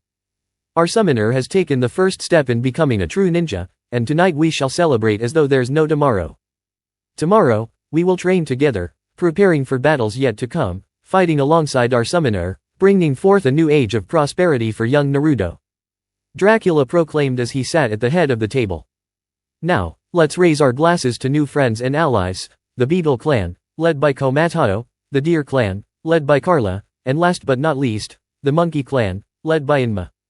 Dracula concluded as the festivities began in full swing. As the celebration continued, the cage gently tapped Dracula's shoulder and asked if he could say a few words. Dracula nodded, and with one attention-grabbing shout, the floor was handed over to the elderly cage. Now that Naruto has officially become a genin, I am permitted, as per his mother's will, to give him her belongings, which consist of a small cabin and several scrolls containing, well, who knows what. My best guess is that they might be related to what the Uzumaki clan was famous for sealing, the cage said, settling back down to enjoy the feast. Thank you for that, Hiruzen, Dracula responded. With this information, we can better determine which part of the clan Naruto should start training under first. Loud splashes echoed from farther down the hall, with Ness sporting a predatory grin. Thanks to that information, he'll begin his tutelage under Ness and the other monsters in the water section of the contract, Dracula added, his voice tinged with a hint of sadness. What do you mean by training under the water section? Hiruzen asked. You see, when Naruto signed the contract and passed all the tests, we couldn't start his formal ninja training until he became a genin, which is why he spent time learning history and other things first, Dracula explained. Ness took over the conversation. We held a meeting to decide how Naruto's ninja training would progress. While he could create enough clones to learn everything quickly, there's a significant risk that he'd end up like the boss, which is something we want to avoid. So, we decided to have him train by working with different branches of the contract. Each group will present a gift to Naruto, and once he accepts one, he'll begin training under that branch. We'll continue to provide gifts as he moves on to different sections, Ness continued, shifting focus to Dracula. The reason we're starting with the water section is because they have one of our 2 seal masters, the other being part of the Japanese section. We have Carl, Ness said, with a nod, and we have Kira, added Sato. The reason he starts with the water section rather than the Japanese one is that Kira specializes in an advanced version of sealing, which requires training from Carl first, Frank explained. Asuma asked, so what's the gift from the water clan? We've crafted a shield made of shed scales. It can repair itself as long as there's water nearby and at least one scale remains. It's lightweight and can stop most blades, except those enhanced by wind or earth chakra, Ness proudly boasted. The festivities resumed, with the Water Clan members being especially loud, thrilled to be the first to train their summoner. Dracula approached the other clan leaders and asked, "Do you think it's time for him to meet the boss of the contract?" The others nodded in agreement, and Dracula turned to make an announcement. "My fellow clansmen and women, the council believes it's time for our summoner to meet the boss of the contract." A roar of approval erupted, and even gargoyles and dragons flew above, performing aerial stunts. Dracula led the group, including Naruto and the 3 other boss summonses, to the meeting hall. The boss of the contract has been in a deep slumber since before the 9-tailed beasts were created by the Sage of the Six Paths, Dracula said as they descended a staircase, the light from the torches flickering dimly as they passed. "We've kept him hidden down here for protection, in case other summons tried to start a war or form rivalries, like the Toad and Snake clans." The group moved in silence, their footsteps echoing as they descended until they reached a landing with a massive cherry wood door, easily 35 feet tall. Another staircase descended further. "What's down those stairs?" Naruto asked, pointing. "Those lead to a seal system set up by Kiri to call back monsters that were once part of the contract. However, when they learned the boss wouldn't wake up until we had a proper summoner, they decided to go their own way. They've agreed that when we have both a summoner and the boss awake, we can call them back," Dracula explained. Hiruzen then asked, "What exactly is the boss of the contract?" Without answering, Dracula opened the door, and everyone gasped in awe. Naruto spoke up, "Wait a minute, I remember reading about him, or at least the myth. Is he a cockatrice?" Naruto asked excitedly. "The one and only," Dracula answered with a smirk, though his thoughts began to race. Is it possible that all the chakra Naruto's been pouring into the summoning jutsu has been refilling the boss's reserves? His breathing has become lighter, and he looks healthier. "So, what's his name?" Naruto asked, interrupting Dracula's thoughts. "That's a question he'll answer when he deems you worthy," Dracula replied. Before them lay a magnificent sight, a 55-foot-long creature with the head of a rooster, the body of a reptile, and a snake's tail. It had 3 long gashes across one eye, dragon wings folded at its sides, and rooster legs and feet. Asuma pointed to a row of bookshelves past the colossal boss and asked, "What are all those books?" "Those are his memories." Kira removed them and placed them in books to ease the strain on his mind while he healed and to ensure he wouldn't forget anything when he woke up, Dracula answered. 5 of the original 50 bookcases are missing, which means he's been absorbing the knowledge back in as the seals deemed his brain stable. "Now, let's return to the celebration," Dracula declared. Everyone turned around and made their way back to the party, continuing to enjoy the night. The next morning, Team 10 assembled at their designated training ground, anxiously awaiting their sensei. 10 minutes later, a puff of smoke erupted in front of them, and out stepped Asuma. "All right, team, here's the plan. On days when we're not on C-rank missions or higher, we'll train together as a team in the mornings and complete a series of D-rank missions until we've accumulated 30 as a team. After that, we'll move on to C-rank missions," Asuma explained. "On the alternate days, each of you will focus on individual training. Naruto will be training with his summons, while Shikamaru and Shino will be working with their respective clans. I'll use those off days for my own training as well, so if you need help, you know where to find me," he finished. "So, what's on today's agenda?" Naruto asked eagerly. "Today, we'll focus on teamwork exercises until lunchtime, then pick up a few missions," Asuma responded. 5 hours later, you could see Shino and Shikamaru panting heavily, Naruto breathing a little harder than usual, and Asuma covered in a light sheen of sweat. "Now that we've wrapped up, we'll take a break for lunch, and then we'll head to the mission office by 1, Asuma instructed.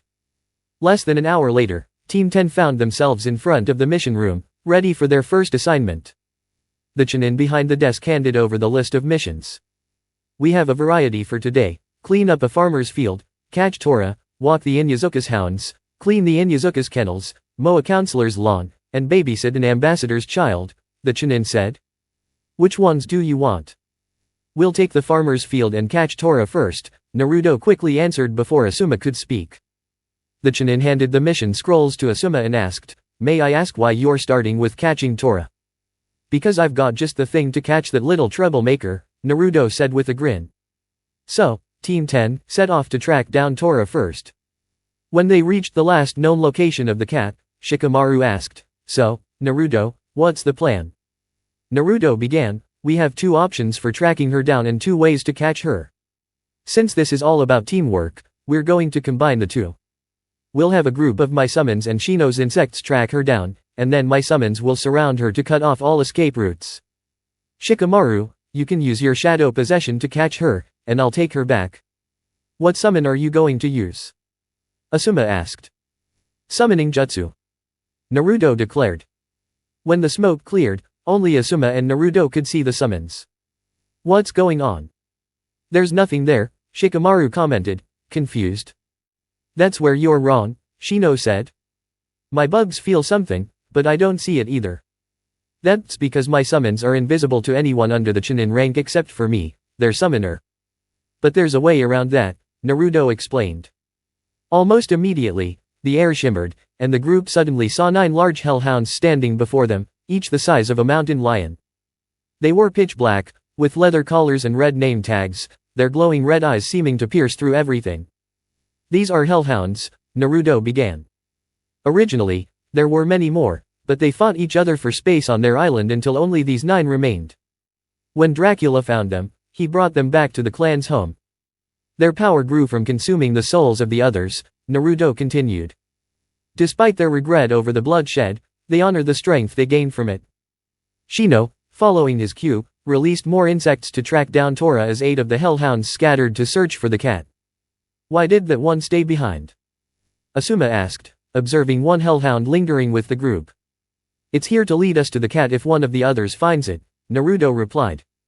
Their collars allow them to communicate over any distance. Can you communicate with them?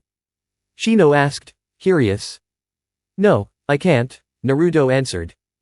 Dracula said I'd need a collar like theirs, but they're working on a version I can wear, like a belt or a bracelet. After a brief pause, Shino and the hellhound suddenly looked in the same direction. We need to hurry, the cat is getting nervous and may smell the hounds, Shino warned. The group quickly rushed toward a clearing, where they spotted Tora, and the hellhounds had already positioned themselves, surrounding the area to block any potential escape routes. All right, I guess it's my turn, Shikamaru said, stepping forward. Using his shadow possession jutsu, he successfully froze the cat in place. Naruto then stepped forward, scooping Tora up by the scruff and dismissing all but 2 hellhounds. These 2 are staying with us to make sure Tora doesn't try anything funny, Naruto said. With the hellhounds escorting them, Tora wisely refrained from any more resistance. All right, let's get her in the carrier and return her to the Fire Lord's wife, the Chunin said as he recorded Team 10's success. Great. Onto the fields. Naruto exclaimed dramatically, causing everyone nearby to sweat drop. The team arrived at the field after a quick 10-minute walk, and with the Tora mission wrapped up in just under an hour, they were ahead of schedule. I need this field cleared of rocks so I can prepare the soil for the next planting, the farmer explained, gesturing to the large 13-acre plot behind them. I usually have farmhands for this, but after the recent sandstorm and Suna ruined all their crops, they've gone to help over there. How about we make it interesting? Naruto suggested, grinning. The one who removes the least rocks or debris has to buy dinner tonight.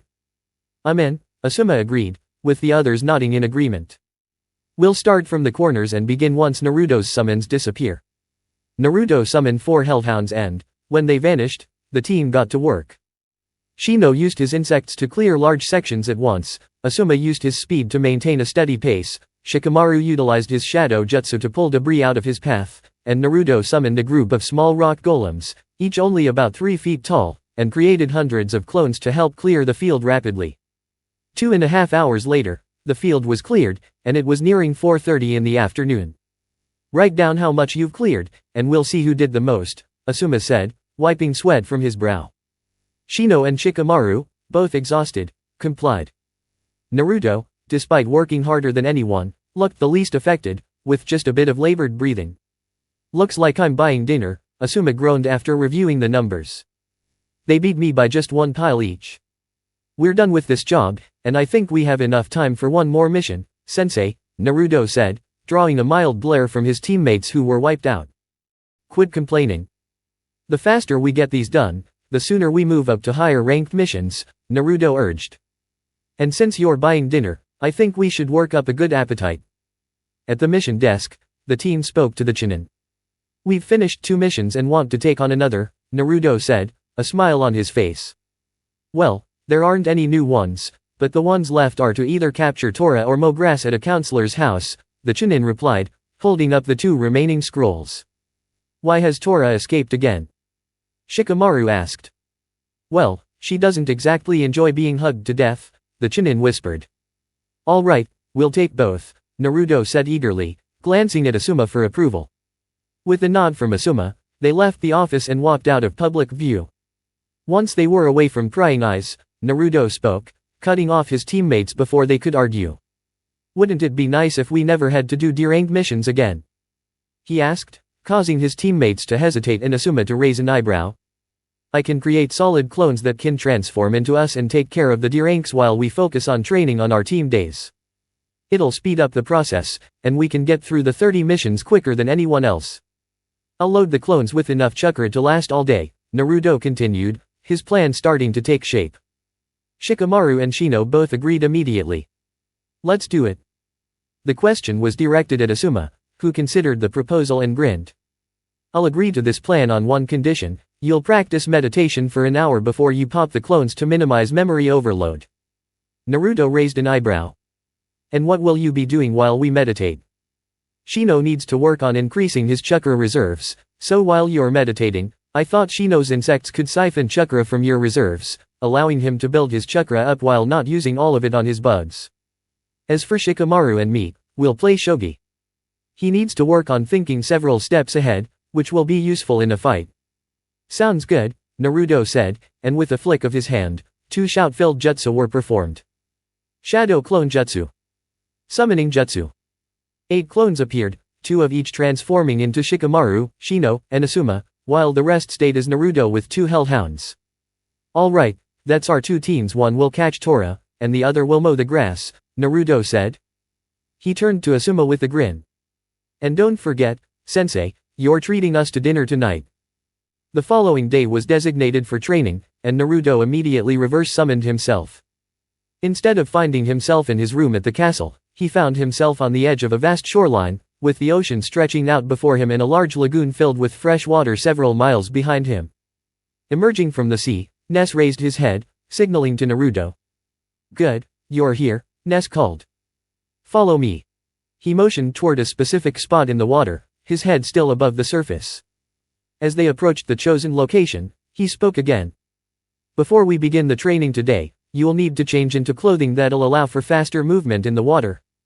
With a swift dive, Ness submerged, returning moments later with a wetsuit, goggles, and an air mask with a tank, all black with orange spirals. After a quick reverse summoning to drop his old clothes at home, Naruto was ready, though still adjusting to the tight wetsuit. You'll only need the goggles, air tank, and mask for a short while, Ness explained. Carl will apply a seal to your body that will convert your chakra into oxygen, allowing you to see clearly underwater. Once that seal is active, you won't need the mask anymore. Ness gestured to the lagoon behind them. Make 300 clones and leave them here to train with the local sea creatures, while I introduce you to Carl.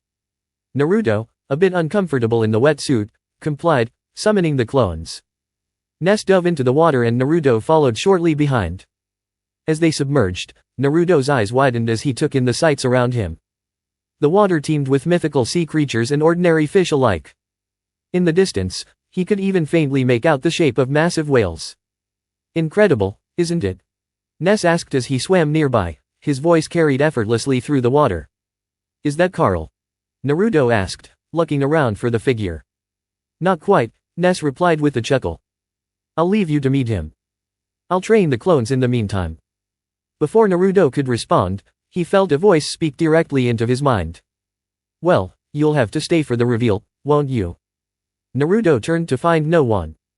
If you want me to stay for this reveal, then show yourself so we can begin, he said. I'll reveal myself after you remove the mask and goggles. The seal is already on you, the voice echoed from below. Go ahead and remove your gear, Naruto, Ness instructed. Skeptical but trusting his mentor, Naruto took off the mask. To his surprise, he found he could breathe as easily as if he were on land.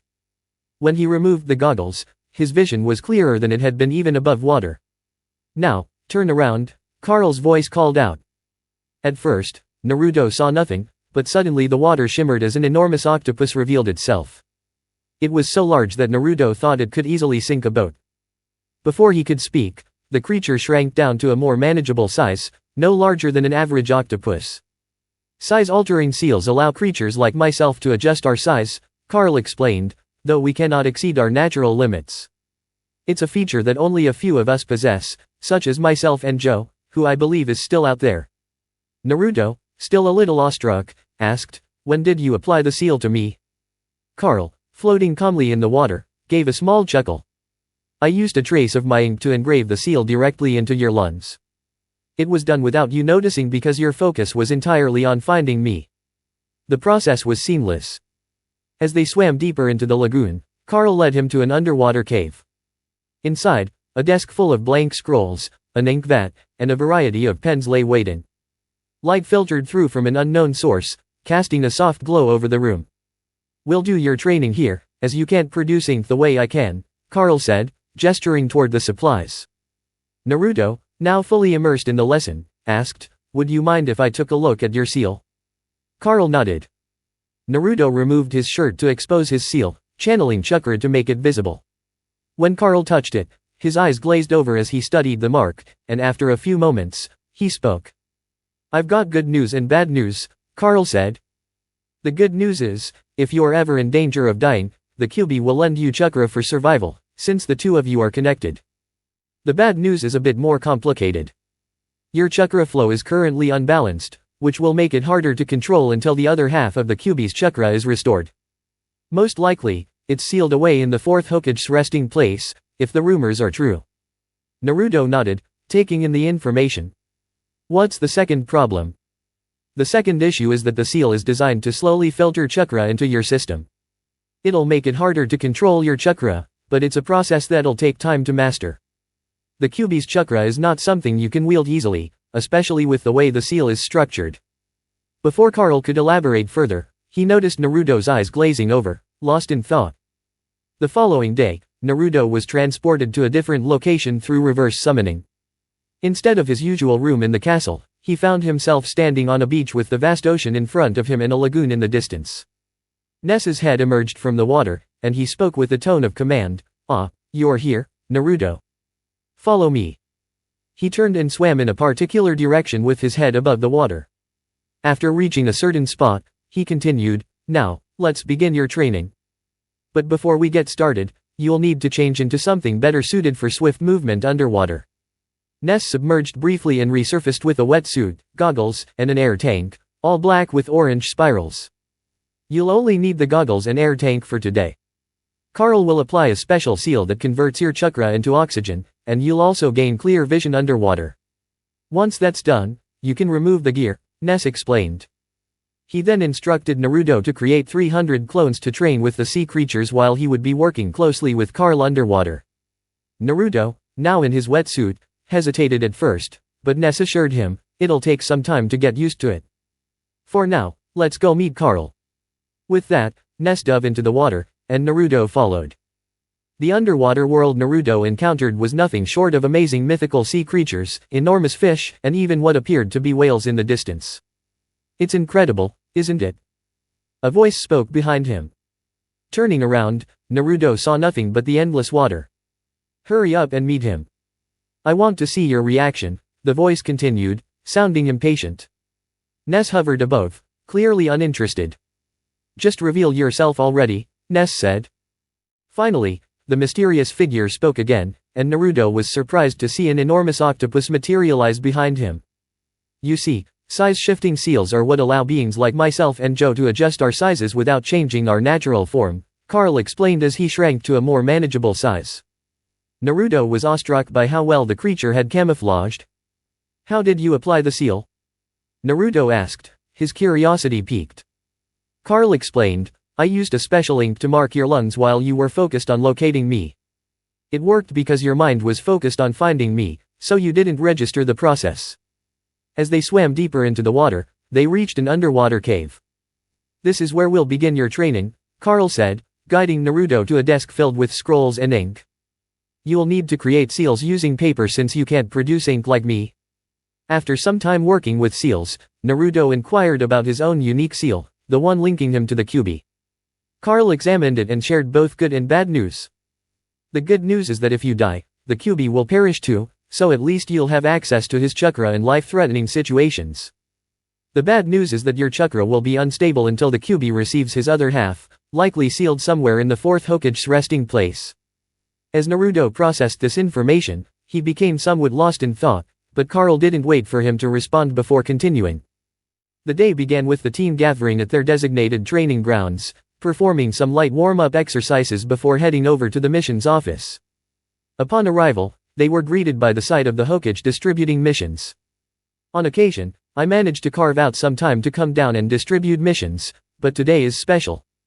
The two other teams that passed are embarking on their first missions today, so I wanted to hand out the assignments myself and witness their reactions, the Hokage said, anticipating the questions from the genin. Curious, Naruto asked, how many missions do you have available? We've got roughly 100 D-rank missions that you can choose from, the Hokage responded, listing the options. Naruto, after quickly scanning the list, declared, we'll take the pool hall tiling job, the river cleanup, the task of disposing of a wild boar, investigating the sewage system, tilling a farmer's field, and clearing some mice out of a barn. He added a few more, bringing their total to 10. The Hokage gave a thoughtful nod. That's quite a list, but as long as you complete all of them today, I don't see any problem. It's a big challenge, but I'm sure you can handle it. Naruto grinned, already strategizing. He noticed the Hokage was thinking, he'll likely use clones to speed things up. Oh, an old man, could I leave a clone behind to keep you company while we handle these tasks? Naruto asked. Not a problem, my boy, the Hokage agreed, already anticipating the appearance of a clone. With that, Naruto and his team made their way to the training grounds. So, what are we focusing on today, sensei? Shikamaru asked as they set up for training. We'll be working on chakra control to help you conserve chakra during jutsu, so you can endure longer in a fight, Asuma explained. The team then began training, with Shikamaru and Shino performing the standard tree walking technique, Naruto using 2 gates open while walking, and Asuma impressively spinning 25 leaves around his body as he walked up the tree. During lunch, they paused to assess their progress. Shino was excellent with chakra control but couldn't add leaves due to his bugs consuming a lot of chakra. Shikamaru had improved enough to manage 2 spinning leaves and ascend the tree several times, while Asuma had reached 30 leaves. Naruto, with both gates open, was now able to maintain the rapid spinning of 1 leaf on his head while walking, and could hold the gates open for an extra minute before feeling the aftermath. Listen, brat, when you get more familiar with my chakra, it'll be best to practice these exercises with it. It'll help your body acclimate to controlling my chakra better, the Kyuubi spoke to Naruto. Yeah, that sounds like a good plan, Naruto agreed internally. After the seal had been loosened, a mental connection was established, allowing them to converse without Naruto entering the mindscape constantly. Alright, Naruto, your clones should be nearing the completion of those 6 missions. Why not meditate and see if any memories from your clones come through? Asuma suggested while setting up a shogi board. Before meditating, Naruto summoned Carl. So, these are the ones you want me to mark the seals on? Carl asked, appearing as a standard-sized octopus. With a simple nod from Naruto, Carl started to work. He asked if a chakra storage seal was possible. Carl explained to Shino. Once I told him it was, he wanted to know if I could place it on his teammates and sensei to increase their chakra reserves so they're not caught off guard during a battle. He placed a tentacle on each of their stomachs, focusing as he worked. Alright, I've inscribed the seal onto your chakra cores. It functions better than a regular chakra seal because once your reserves are nearly full, the seal will begin to slowly siphon off chakra over time. But the best part is that when you're full, you can activate it to expand your chakra quells, allowing you to store even more chakra. Just be cautious though, it can be quite painful without a good healer nearby. After Carl finished his work, he vanished with a poof. Several hours later, Naruto stood up, stretching. The missions are complete, and we even picked up 5 more, bringing us to the halfway point, he reported, making sure not to disturb Shino's bugs. As the day wound down and the sun began to set, Naruto said, I'm going to head to my mom's cabin now, if you don't mind. He unfurled the map and prepared to leave. See you all in 2 days. When he reached the cabin, he noticed a blood seal on the gate. After breaking it, the gate swung open, reapplying the seal as it closed behind him. The grounds were beautiful, with well-kept grass, a flower bed near the cottage, and a stream running by with a waterfall. The cottage itself was cozy, with an open living area leading to a kitchen, and a staircase that led to a bedroom with a balcony overlooking the living room. The bedroom contained a full-sized bed, a bookcase, and a door leading to a full bathroom. It had been 8 days since Naruto had discovered the cabin, and the team was progressing well. Shino had been enhancing his chakra reserves, causing his beetles to grow faster due to their increased chakra supply. Shikamaru had become so skilled that he could now win half of the games he played against Asuma. Asuma had reached a level where he could hold his own against Kakashi, who had once been an Umbu captain. Naruto, however, had made the most remarkable progress. Having trained under the water contract, he was now proficient in seals. While not yet at the level to begin training with Kira, Naruto had studied and trained under everyone except Joe, who had expressed interest in teaching him the Norse branch of the contract. He had also learned a few water jutsus, and once he passed his final test from Carl, he would be ready to move to the Japanese branch of the contract. During their training days, the team had become proficient in chakra control, with Shino's body adapting to manage small chakra amounts due to his beetles. Naruto also trained with 5 teams of clones, making significant progress in completing enough missions to take on a C rank. Can you believe this, guys? Our first C rank. Naruto said excitedly, practically bouncing on his feet. Troublesome, calm down, Naruto. We're all excited, too, Shikamaru responded, smiling despite his usual laid-back attitude. Shikamaru is right. If we don't stay calm, we could end up with a low-ranking C rank instead of a proper one, Shino added, his voice as monotone as ever, though his excitement was evident. Asuma trailed behind them, pleased that his students had formed such a strong bond. When they entered the mission office, they found Team 7, minus Koji, trying to convince the Hokage to let them take a C rank mission. For the last time, no, the Hokage grumbled, rubbing his temples. You need to complete the required 30 D rank missions before you can qualify for a C rank. But after 5 of those menial tasks, it's holding me back from reaching my full potential, the Uchiha spat bitterly, clearly frustrated. The words left a bad taste in Team 10's mouths. The Hokage paused, visibly restraining himself before responding. If you find another team willing to let you tag along after you complete 15 D ranks, I'll allow you to take a C rank. Fine, just give us another useless D rank, the Uchiha muttered, clearly angry. Here you go, the Hokage said, tossing the dreaded Toro mission toward Kakashi, though Team 7 remained unaware of its nature. Turning to Team 10, the Hokage grinned. Now, what can I do for you? Naruto, with his usual flair, responded, Gramps, you surely know we've completed the required 30 D rank missions. We're ready for our first C rank. His words caused Team 7 to freeze, and Naruto's teammates couldn't help but laugh at their reactions. Koji, annoyed, knew he'd have to deal with the constant bickering between Sasuke and Sakura even more now that the two teams were being compared. Kakashi was shocked at how quickly Team 10 had completed so many missions, though he figured it had something to do with Naruto's shadow clones. Sasuke and Sakura, on the other hand, were seething at the idea that a third-tier team in their eyes was already moving up to a C rank mission before them. The Hokage, looking pleased with the situation, responded, I have the perfect mission for you. Asuma raised an eyebrow, his lips curving into a smirk. Are you sure about this, Hokage? This looks like a high-level C rank mission. The Hokage nodded, enjoying the moment. All you have to do is track down a wealthy merchant's stolen shipment and return it. Asuma couldn't help but tease further, rubbing salt into the wound. This sounds like a mission worthy of a real team, not some early-leveled rookies. All right, team, the location where the shipment was stolen isn't too far, and the merchant resides here in the village. So, pack for a 3-day mission to be safe and meet at the front gate in 30 minutes, Asuma announced as they left the office. 30 minutes later, the team gathered at the gate. The village is 3 hours away, and once we get there, we'll meet up with the townspeople to gather more intel, Asuma said, taking the lead, while the others followed. Shikamaru started a conversation. My father let me sign the deer contract while I was getting ready, Shikamaru shared. Shino added, my father did the same with the beetle contract. Apparently, I'm the first summoner in ages who can call upon the bigger combat-oriented beetles because of my larger chakra reserves. Naruto nodded. Once I pass Carl's trial, I'll be advancing to the next level in the contract under Kira. He smiled, proud of the progress he had made, especially with seals, having reached adept proficiency thanks to the scrolls his mother left him and Carl's guidance. Curious, Asuma asked, what exactly is Kira? Naruto replied, I don't know much. They won't let me meet her until I complete Carl's trial.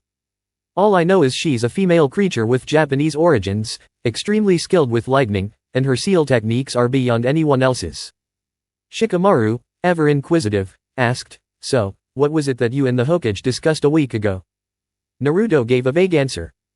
I needed access to something high level, and he's been figuring out a way to get it for me. Shino, ever calm, asked, does this have anything to do with the demonic chakra my insects have been sensing while I've been expanding my reserves? Naruto paused before answering. Well, there's a lot more to me than just my summons. He let out a breath. There are actually 8 others like me. We're called Jinchuriki. Shikamaru raised an eyebrow. The power of human sacrifice. Naruto's voice darkened. More like scapegoats. He quickly shifted the topic. You all know about the 9-tailed beasts, right? Both Shino and Shikamaru soon realized the implication. The 4th didn't kill the Kyuubi. He sealed it inside you, they said in unison. Naruto nodded. Sort of. He sealed half of it into me and the other half into his own body. I'm trying to reunite both halves, and I asked the Hokage to expedite the process because having only half of it is messing with my chakra control. Shino's eyes widened as he pieced it together. So, you were planning to have Carl or Kira return the other half to the Kyuubi to stabilize it in your chakra. Naruto confirmed, exactly. The unstable chakra mix makes it hard for me to stay calm, and the moment I reunite the 2 halves, I can handle his chakra without losing control. I'll only use it when absolutely necessary, though. The rest of the trip passed in quiet contemplation. Shino and Shikamaru understood the potential of having a Jinchuriki on their team, especially in life or death situations.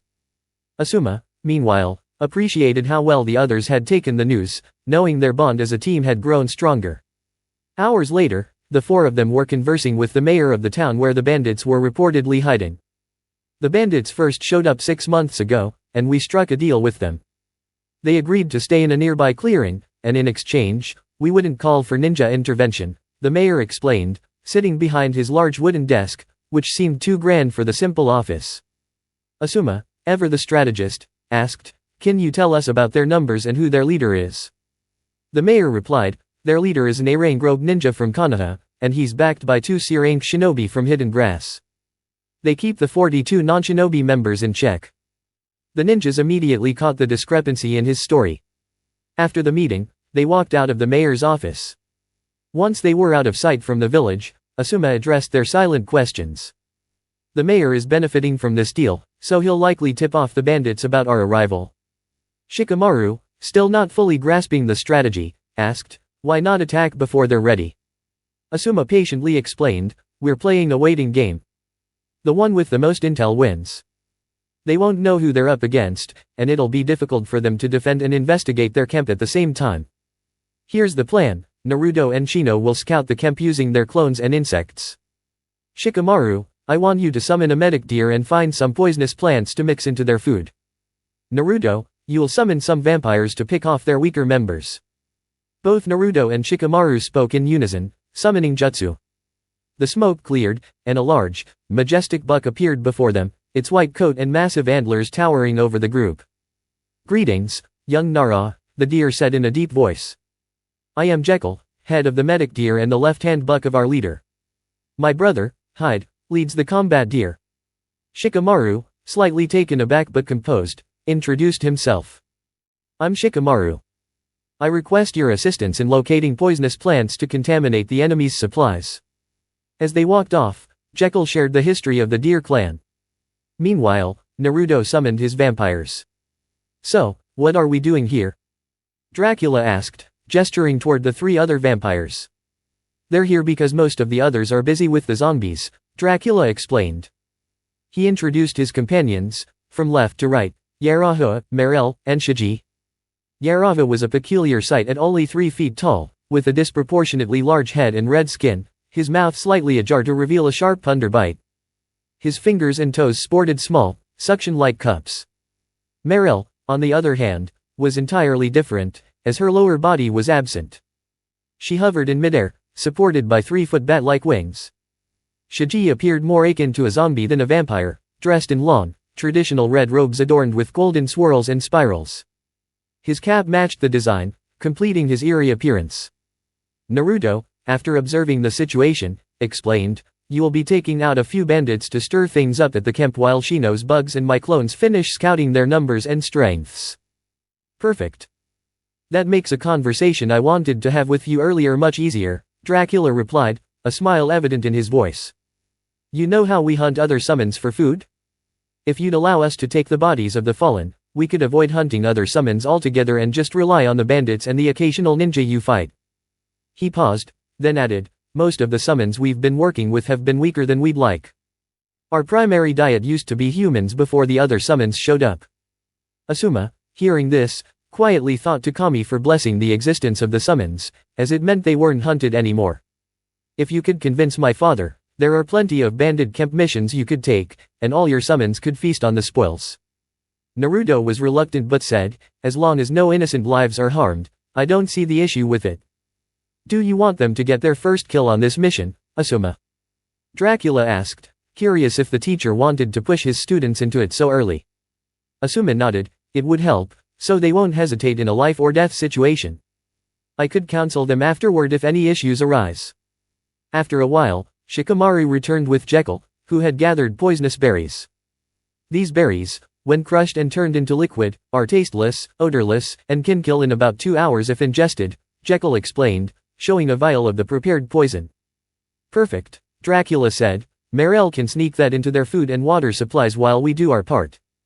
Once Shikamaru expressed his thanks, Jekyll left, returning to the summon realm. Dracula then turned into a bat, flying off, with Meryl following closely behind. Yaravah used his suction-like fingers to leap through the trees at high speed, while Shiji surprised everyone by stretching and hopping 30 feet into the air and out of sight. "Well, that was unexpected," Asuma muttered. "We'll rest up before the strike. It's almost dark, and we'll attack before dawn after the poison takes effect, keeping them on edge throughout the night," Asuma added. The night passed swiftly, and the team prepared to raid the bandit camp. "The poison worked, and the remaining bandits haven't slept since our allies took some of their people," Shino reported, his bugs feeding him updates from the camp. "What are their chakra levels?" Asuma asked. "2 are at high genin level, and 1's at high chunin level," Shino replied. "Right. Shikamaru and Shino, you'll handle the genin level bandits. Naruto, you'll deal with the chunin level 1. I'll stay hidden and step in only if you're in danger. This is your chance to get your first kill, and I'll help you through it afterward," Asuma instructed. The 4 ninja made their way to the edge of the camp, where the stench of decay filled the air. As Shikamaru, Shino, and Naruto entered, they noticed 3 figures huddled inside a tent. Listening in, they overheard a conversation between the bandits. "What do we do, boss? All our men are gone, and we don't know anything about the enemy." "Don't think I don't know that. I'm just trying to figure out how they saw through the mayor's lies. He said they were a genin team." The trio then leapt back and threw Kunao at the tent, but only Shikamaru's hit its mark. The wounded bandit cried out, and the others charged out, one clutching his arm. "Did your sensei send you here to die? Or is he too confident in your abilities to attack without him?" The leader taunted. Naruto, feigning anger, charged forward and landed a punch, sending the bandit crashing into the wall. "Don't talk bad about sensei," he yelled, chasing the man toward a small lake by the camp. The ninja, thinking Naruto had failed to summon anything, taunted, "Seems like you can't even call your summons, huh?" Naruto smirked. "You really are an idiot," he replied. The bandit, advancing to teach Naruto a lesson, suddenly found himself bound by 4 tentacles. Naruto, now in a taijutsu stance, whispered, "Open gate of opening, and open gate of healing." A green aura surrounded him as he dashed forward, punching the bandit so hard his ribs punctured both his lungs and heart. Returning to the others, Naruto found Shikamaru and Shino standing over the bodies of 2 bandits, one with a broken neck, the other looking like a dehydrated corpse. Asuma stepped out from the shadows, lighting a cigarette. The first kill is always the hardest, he said, glancing at his students. And it never really gets easier. He sighed. Each of us has our way of coping with the stress. I smoke, Guy throws himself into training, Kakashi, well, he reads, and spends time at the memorial stone paying respects to fallen comrades. It's important to find your own way of dealing with the mental toll of this job. Asuma's tone softened. Now, let's head back home. Thank you so much for bringing this shipment back, it truly means a lot to me, the merchant said after confirming everything was there. It was no trouble at all, sir. We're just happy to assist, Asuma replied, noticing his students still lost in thought about their first kill. Great work, team. I think you all deserve a break. For the next week, take time to relax and maybe pick up a hobby that could help you cope with how this experience has affected you, Asuma added. And if you ever need to talk, I'll be at the training grounds from 8 in the morning until noon. With that, he vanished. A week off sounds perfect to get my body used to the full power of Fuzzy. See you all later. Naruto said before heading off toward the Hokage's office. Hey, Gramps, you ready? Naruto called as he walked in to find an elderly man with the kanji for oil on his clothing. Who's this old geezer? Naruto asked, not remembering the man and offering no respect. Wash your tongue, brat. I'm the mighty Toad Sage, Jiraiya, the man declared, striking odd poses and summoning a small battle-armored toad to emphasize his point. He's also a seal master and here to make sure everything goes smoothly. He'll be testing your proficiency with seals, so you can start selling them to the village, Hiruzen explained from behind his desk, regretting not preparing Naruto for his most loyal student's arrival. So, I hear your summoning clan has 2 seal masters. Mind summoning them both so we have 3 experts helping you? Jiraiya asked. I'll summon Carl first, Naruto responded. Good morning, young Naruto. How's everything going? Carl said as he appeared, about the size of Jiraiya's toad. Hey, do you think I'm ready to summon Lady Kira? Naruto asked nervously. You're more than qualified to summon her, and this will be my final test for your seal training. After this, there will be changes to your seal, and your task will be to identify those changes and understand what they do, Carl explained, proud of his pupil. Ah, it feels great to be back in the elemental nations. A feminine voice announced as the smoke cleared, revealing a white horse-like creature with electric blue stripes down its body and a single horn on its head. Greetings, Naruto. It's a pleasure to meet you in person. I'm Kira, also known as a Kirin. I have 4 other forms, each tied to a different element. This form is linked to lightning, Kira explained, stretching, and enjoying her time in the elemental nations again. Alright, Gramps, when can we begin? We have a week of downtime, and I want to use it to recover my chakra control, Naruto asked eagerly. The process went smoothly and without issue. With 3 seal masters overseeing everything, there was little room for error. Since Naruto was still in a medically induced coma to ease the strain on his body and mind, Carl and Kira returned home to report some unusual news. I know it's rare for us to call a full council meeting, but circumstances have changed, Carl said from the balcony railing. I'm just relieved the seal worked to bring you all from the elemental nations, Kira added, trotting into the room. So, what's going on? Did something happen with the seal? Dracula asked, a hint of worry in his voice as he, like the others, had grown fond of Naruto. Yes, the sealing was a success, but something strange occurred at the end, Carl explained, unsure how to clarify. He set it off unintentionally, and now our timelines have shifted significantly, Kira added, panic in her voice as the reality of the situation began to settle in. As everyone processed the news, they rushed down the stairs, past the boss's room. Only Kira noticed the fewer bookshelves than previously reported and the shallower breathing from the boss, while the others remained focused on getting to the return room. As Naruto slowly opened his eyes, he realized he was within his mental landscape. He took a brief moment to relax, his eyes closed again. However, as he heard the Kyuubi approaching, he opened his eyes to find the beast had grown significantly in size.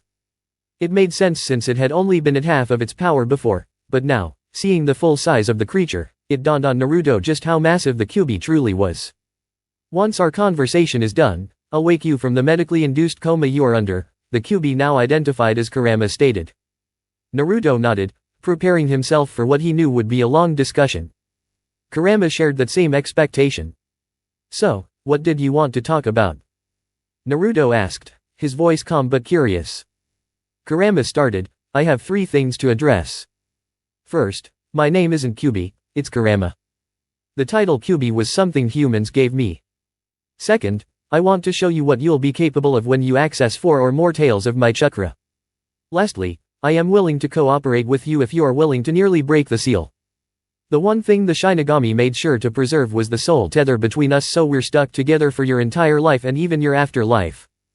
Naruto nodded thoughtfully. Well, if we're stuck together, it would be better for us to cooperate. What's this technique you want to show me? Kurama continued, the technique is called the Tailed Beast Bomb. It's the one you saw your father use when he teleported away from my attack on the village. The Sage of 6 Paths gave us each a unique and shared ability. For instance, Shikage controls sand, Madatabi can produce blue hellfire, Isabyu commands water and coral, Son Goku has lava, Kokuo controls steam, Saiken produces slime that can heal or attack, Komei works with insects and has access to scale-based techniques, and Jayaki makes sealing ink and has immense physical strength. He paused, watching Naruto process the information. As for me, I have a strong connection to nature, which grants me control over all the basic elements and access to nature chakra, not to mention the ability to sense negative emotions, something I never had to use before. Naruto's eyes widened. So that's why you're linked to all those natural disasters, huh? But if you control all the elements, why don't I? You will eventually, but when I was split in half, the part of me that had control over nature was sealed in your father, Kurama explained. So, why can I only use the Tailed Beast Bomb after accessing 4 tails? Naruto asked, still trying to piece everything together. The technique is incredibly heavy. While other tails can use a weaker version of it, mine is the strongest because I have the most tails and, therefore, the most power to handle it. Naruto nodded. Got it. Anything else? Kurama paused before replying, don't forget the training while you're asleep. It'll involve getting you accustomed to the side effects of using my chakra. He then added, oh, and someone is waiting for you. You've got a summon who's nervously pacing outside. Before Naruto could respond, Kurama sent him out of the mindscape with a shockwave of chakra. When Naruto regained consciousness, he noticed Dracula pacing back and forth in his hospital room, looking visibly anxious. Hey, Dracula, what's got you so nervous? Naruto asked, stretching, and preparing to change out of the hospital gown. Good, you're awake, Dracula said, pausing to look at Naruto. We need you for something in the summoning realm, so your training will be put on hold for now. Naruto raised an eyebrow, what's going on? When the seal transfer happened, your body sent out a chakra pulse, alerting all the creatures in your summoning contract. They're demanding to meet you, and they want to try to awaken the boss by feeding him your chakra. Naruto's brow furrowed. Why would that wake the boss up? That excess chakra you kept using for your jutsu has been feeding the boss, accelerating his recovery, Dracula explained. But, what's the problem? Naruto asked, still not fully understanding the gravity of the situation. Normally, it wouldn't be a problem. But they were clear about only sending a chakra ping when the boss was awake, and we had a summoner. The creatures are furious because they weren't supposed to have access to the chakra yet. Naruto started to piece things together. So, since I'm the only one left, they're upset that they had to make a fuss. Dracula nodded. Yes, but it's not just a tantrum. 2 of them came through before we could send the message that the boss was still asleep. And they're powerful. Even we're nervous about them. Naruto thought for a moment. Have I read about them? Dracula grinned. Oh, you've definitely read their stories. The first was Baba Yaga, our 3rd seal expert. The second was Tsuchigumo. Naruto paused, trying to recall the name. I know who Baba Yaga is, but who is Tsuchigumo?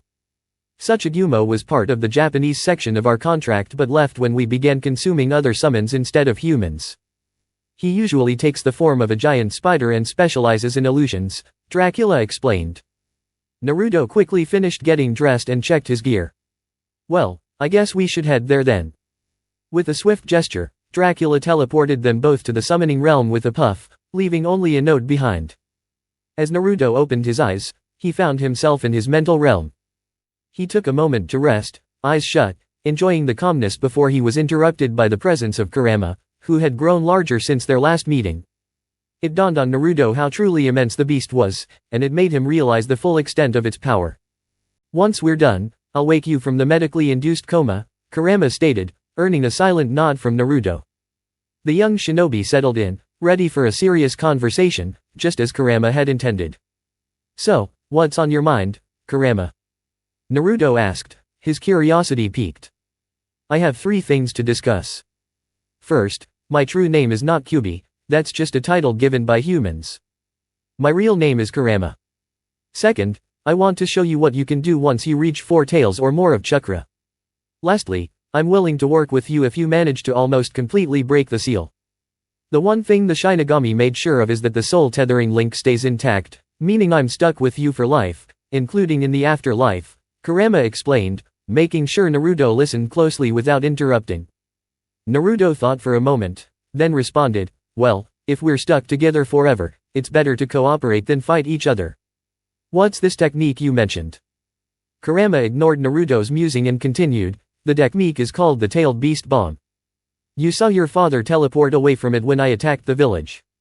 When the sage created us, he gave us each common and unique abilities. The Tailed Beast Bomb is the common one we all possess.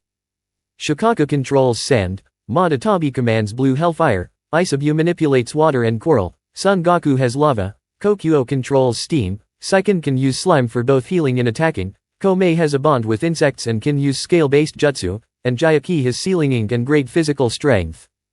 Naruto absorbed the information carefully. "But you," Kurama continued, "have a strong connection to nature, which gives me access to all the basic elements, nature chakra, and the ability to sense negative emotions. These were abilities I never needed to use until now." Naruto's eyes widened in realization. "So that's why all those natural disasters are tied to you." "Exactly. And while you'll eventually learn to control the elements over time, when I was split, my half that had nature manipulation was sealed within your father," Kurama explained. Naruto's mind worked through the details. "So, why can I only use the Tailed Beast Bomb after I reach 4 tails?" Kurama answered with a hint of patience, "It's all about weight. The technique is heavy. Even when the lower-tailed beasts can use it, their versions are weaker. Mine is the strongest because I have the most tails, meaning I can hold more chakra." Naruto absorbed the information, still with questions, but unsure how to voice them all. "Anything else you need to tell me? Don't forget the training I'll provide while you sleep. It's essential to get you used to the side effects of using my chakra. But for now, wake up. One of your summons has arrived, and he's extremely nervous," Kurama said, pushing Naruto out of the mental realm with a shockwave of chakra. Naruto awoke in his hospital bed to see Dracula pacing nervously. "What's going on, Dracula?" Naruto asked, stretching as he began to change out of his hospital gown. Dracula stopped pacing and spoke quickly. "We need you in the summoning realm. Your training's on hold for now." He paused, still agitated. "When the sealing process happened, your chakra sent out a signal to all the monsters bound by the contract." Naruto frowned, trying to comprehend what was happening. "What does that mean?" "It means all of the creatures, including those who left the territory, are demanding to meet you. They plan to wake the boss up by feeding him your chakra," Dracula explained. Naruto was confused. "Why would that wake him up?" "Because all that chakra you've been releasing is actually helping to heal the boss," Dracula said with a slight sigh. "I don't see the problem," Naruto muttered, but Dracula continued. "The problem is that we were told not to send a chakra ping unless the boss was awake and we had a summoner. Now they're angry because the ping went out by accident," Dracula explained. Naruto's mind processed the information, slowly starting to understand the gravity of the situation. "So, they're upset because the ping went out when the boss is still asleep." "Exactly," Dracula nodded. "Two beings came through the portal before we could warn everyone, and they're both terrifyingly powerful." Naruto raised an eyebrow. "Who are they?" "Baba Yaga and Tsuchigumo," Dracula replied. Naruto blinked. "I know Baba Yaga, but who is Tsuchigumo?" "Tsuchigumo is from the Japanese section of the contract. He's a giant spider and a master of illusions. He left when we started eating other summons instead of humans," Dracula explained. "Interesting," Naruto mused, feeling a growing sense of unease. As they arrived in the summoning realm, Naruto was introduced to the two newcomers. Baba Yaga was an elderly woman with sharp features and gray hair, dressed in ancient robes. Tsuchigumo, on the other hand, was a giant spider, his form towering at 8 feet tall, with pitch-black skin. "This is Naruto, our young summoner," Dracula said proudly, earning a nod of approval from Baba Yaga.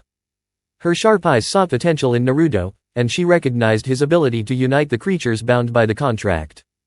However, Tsuchigumo was far less impressed, his anger at the situation still bubbling beneath the surface. "You're the contract holder." Tsuchigumo sneered. "I should eat you right here." Before things could escalate, Baba Yaga raised a hand, catching everyone's attention. "You said he's the Kyuubi's container, right, Kira?" she asked. At Kira's confirming nod, she continued, "When you placed him under a genjutsu, the beast's chakra interfered and disrupted the illusion." Tsuchigumo stared in shock. "You broke my genjutsu that easily?" Naruto shrugged, unable to feel any foreign chakra. "I didn't even realize you put one on me." Baba Yaga chuckled. "With the Kyuubi's chakra in him, he's immune to most genjutsu, except for those tied to bloodlines." Kurama spoke up from within Naruto's mind. "That's right. He's immune to most genjutsu now, thanks to my chakra." Naruto turned to the summoners, hopeful. "So, now that you're back, are you going to stay?" Baba Yaga nodded. "I'll stay. If what Kira says is true and you're learning seals, I'll help train you once the boss is awake." Tsuchigumo grumbled, but eventually, he agreed to stay as long as he could resume his past habits. "As long as I can eat humans again, I'll stay." Naruto turned to Dracula. "So, what now?" "You're going to spend this week feeding your chakra to the boss," Dracula explained. "We hope to have him awake by the end of the week, but it's a long process." With a heavy sigh, Naruto followed Dracula deeper into the realm, his journey just beginning. A week passed quickly, and a lot had been accomplished. The boss was down to his last bookcase, which got everyone excited. "Team 10, reporting in," Asuma called out, standing behind his students in the mission room. "Good morning," the Hokage greeted them. "I trust you enjoyed your week off. Now, on to your next mission." But before he could finish, a messenger bird flew in. After reading the message, he had the details. It appears that yesterday Kakashi took his team on a C-rank mission, completing the remaining tasks himself. He was hoping to challenge his students by putting them in a higher risk scenario. Hiruzen paused, reading further.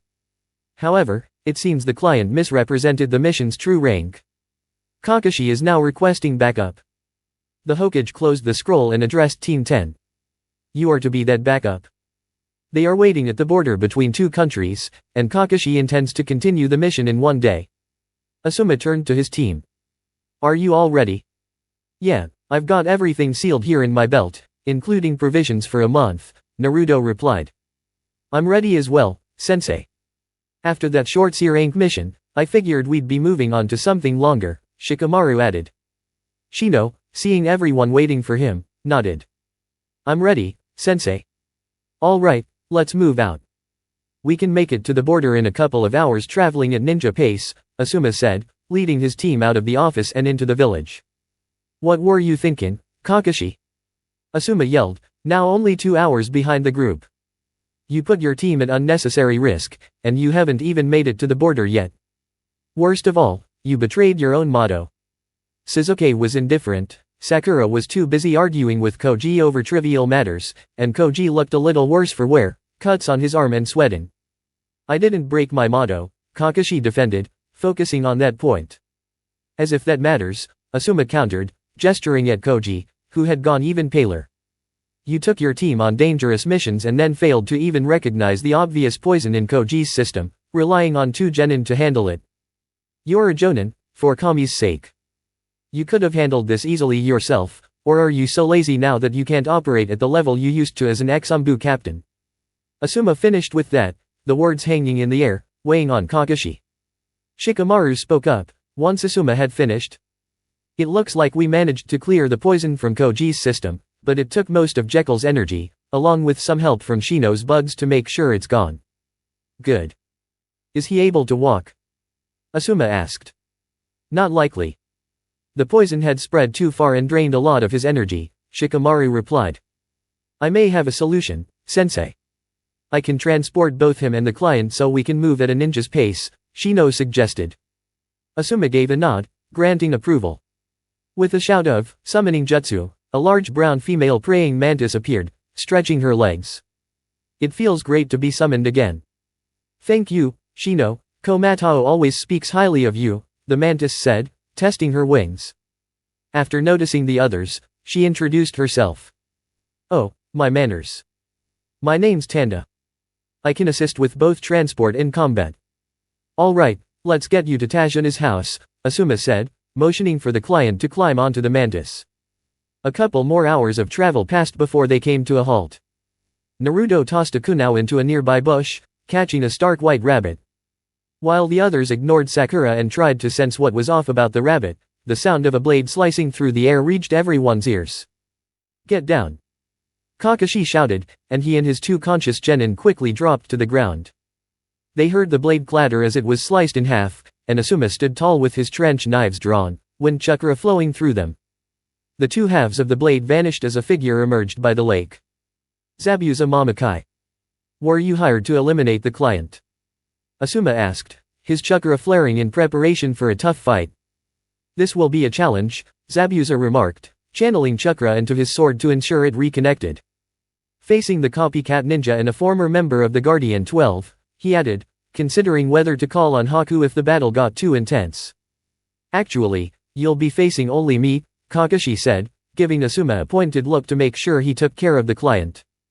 As soon as the statement was made, a thick mist started to roll in. Hidden mist jutsu, Zabuza declared, moving through the mist.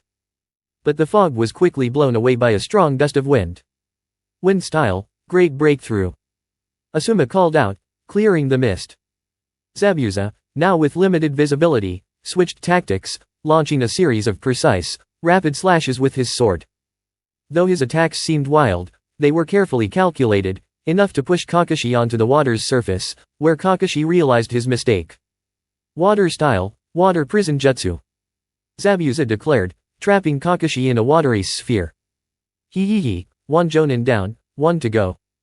Zabuza taunted, attempting to intimidate the others. Asuma, do you have a summon to deal with this guy? Asuma asked, stepping back to allow his student a chance to fight while making sure the client stayed safe with the other genin.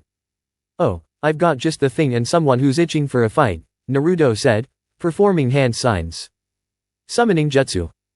He shouted, slapping his hands on the water's surface. Is that really all you could summon? A tiny octopus.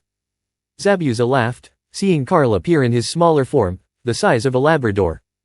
Hey, Carl, I know last week was stressful, so I figured you'd want to let off some steam, Naruto said, gesturing to Zabuza.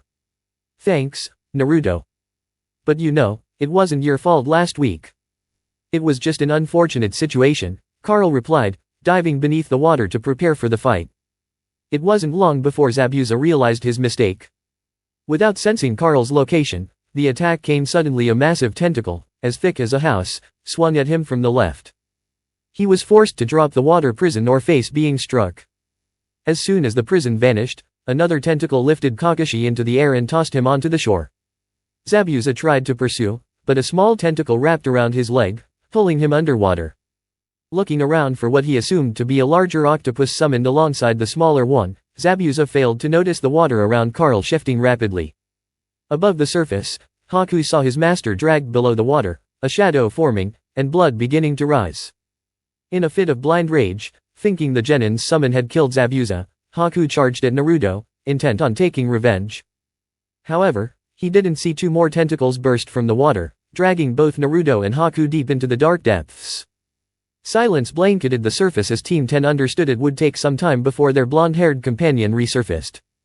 They left a messenger deer with Naruto's destination and began taking everyone back to Tasuna's house.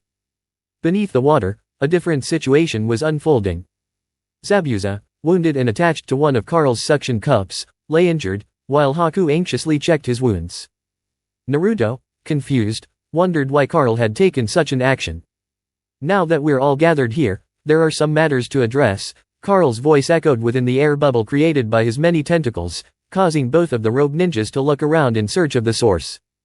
While going through Zabuza's mind, I managed to gather some information that might help get the boss back to full health, Carl continued, earning puzzled looks from the two ex-Mist ninjas and a serious expression from Naruto.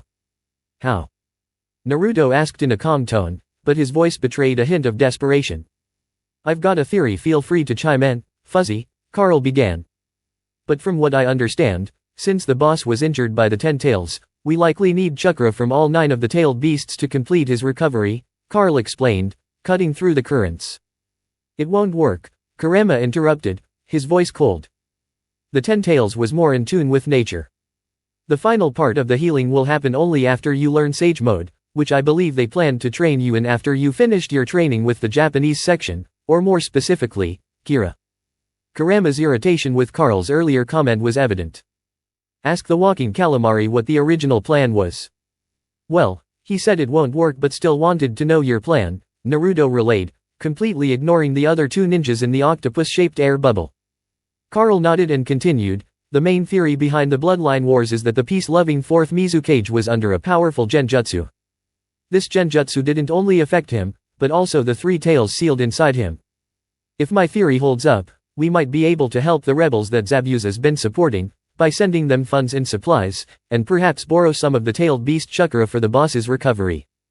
Naruto felt a low, rumbling growl in his mindscape. That good-for-nothing waste of space thinks he can do this to my kin. Kurama growled, causing Naruto to physically wince at the volume. Naruto, we're helping the war effort, and you're going to gain another tenant. Of all the tailed beasts, Isabuya was the kindest, and I will not let that masked lunatic control another one of my kin. Summon the horse and the gypsy to fully erase everything we can. We're not letting my brother be held prisoner any longer. Kurama roared, his chakra rippling through Naruto. Naruto quickly turned to Carl. How long until we reach Kiri? About an hour at full speed, Carl responded. Summoning jutsu. Naruto called out, and with another puff of smoke, 2 figures appeared before the group, an elderly woman and a unicorn. We have an hour to work. My tenant has offered full cooperation if we remove everything except for the soul tethering link, which is reinforced by chakra from the Shinigami itself. We're heading into war in less than an hour, and I need this seal undone immediately. Naruto stated as he lay down to allow the 2 females to get to work on his seal. Carl's voice resonated again, directed at the 2 conscious humans within the air bubble. I know you're confused, so let me provide you with some clarity. When I broke your skin and caused the bleeding, I was able to use my ink to enter your bloodstream, imprinting a seal on your brain that allows me to access your memories, Carl explained, his tone steady. Zabuza, Haku, and Naruto were heading towards the rebel camp to join the fight. Carl, Kira, and Baba Yaga decided to return and rest before the transfer of the 3 tails chakra into Naruto. Before leaving, they assured Naruto's team and waved that they were safe, as Dracula and Frank, along with some of their subordinates, were handling most of Geto's thug force. If Naruto needed help in the upcoming battles, they recommended using a different section of the contract. So, kid, I can't quite figure out what your contract is about. Care to explain so I have something to work with, especially when a leaf shinobi is involved? Zabuza asked, circling the camp, making sure to stay out of range of any censor nin, ensuring their excuse wasn't compromised. Naruto pulled out a golden-plated headband with a serpent wrapping around the kanji for monster, surrounded by shaded outlines representing the clan council. He tied the black cloth around his forehead, replacing his Konoha headband and stowing it in his utility pouch. It's known as the Monster Summon Clan. They're the oldest summons, predating even the tailed beasts. They used to have a large number, but after the boss summon went dormant following a battle with the 10 tails, many broke off from the contract and waited for his return. As for why I'm joining, it won't be as a member of the Leaf, he explained as they continued towards the gate. Before they could make it halfway, 3 people blocked their path. A brunette woman, her chakra like a controlled volcano with a simmering lake beneath it, caught Naruto's attention. From her presence, it was clear she had as much chakra as the Hokage. An older man with an eye patch covering a Byakugan eye, Ao, stood beside her. A young man around Naruto's age, Kojuro, had a bandaged sword on his back. Zabuza, what are you doing back? You're supposed to be taking jobs to support us, the woman said, her sickly sweet smile making Zabuza uneasy. Now, May. I was on a mission and almost got killed by this brat here. He offered his help for the war and is here to lend us a hand, Zabuza said, piquing the interest of Ao and Kojuro, knowing Zabuza wasn't a pushover. And why would we need the help of this shinobi?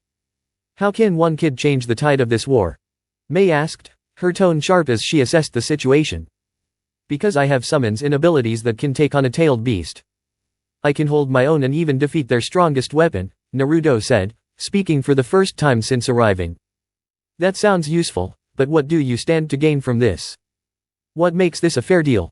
Mei asked, trying to figure out what Naruto could want in return. The tailed beast sealed in me wants his brother to join him. In exchange, the payment will be the 3 tails. If you help with that, I can arrange a treaty with the old man when I get back and start trade with you immediately, Naruto stated, earning shocked looks from Zabuza and Haku, who knew Naruto's true origins. I'm from Konoha, and while I'd like to proudly wear my Konoha headband, I understand the political ramifications of being seen here. It could start a bigger war, so it's better I appear as an independent wandering ninja you recruited, Naruto explained.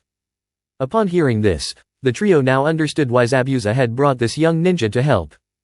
3 days after Naruto joined the rebels, it was clear they were making a slow but steady comeback against Yagura's forces. With Naruto's summons battle ready, he sent some of the lesser ones on dangerous missions, reassuring them they wouldn't die but be unsummoned. Though it pained him to do so, he was assured by those he sent that they would be fine. Well, kid, I'll give you this, you're an interesting ninja. With those summons of yours, you could probably take on a group of super criminals, Zabuza said with a chuckle, but kept his focus on his ongoing training with Naruto. They were currently training in a field not far from the camp. While I appreciate all this training over the past few days, wouldn't it be smart to rest up for tomorrow? Naruto asked, knowing that the day ahead would be crucial. Mei had suggested waiting for the full strength of their forces before launching their final assault on Yagura. Word had come via zombie messenger that they were preparing to strike Geto first. After eliminating the small tyrant and claiming his assets, most of which would go to Wave Country, with some sent to Fire and Water countries as a gesture of goodwill, they would be ready by tomorrow. Yeah, I guess you're right. We'll need all the rest we can get for tomorrow, Zabuza agreed, and they made their way back to camp.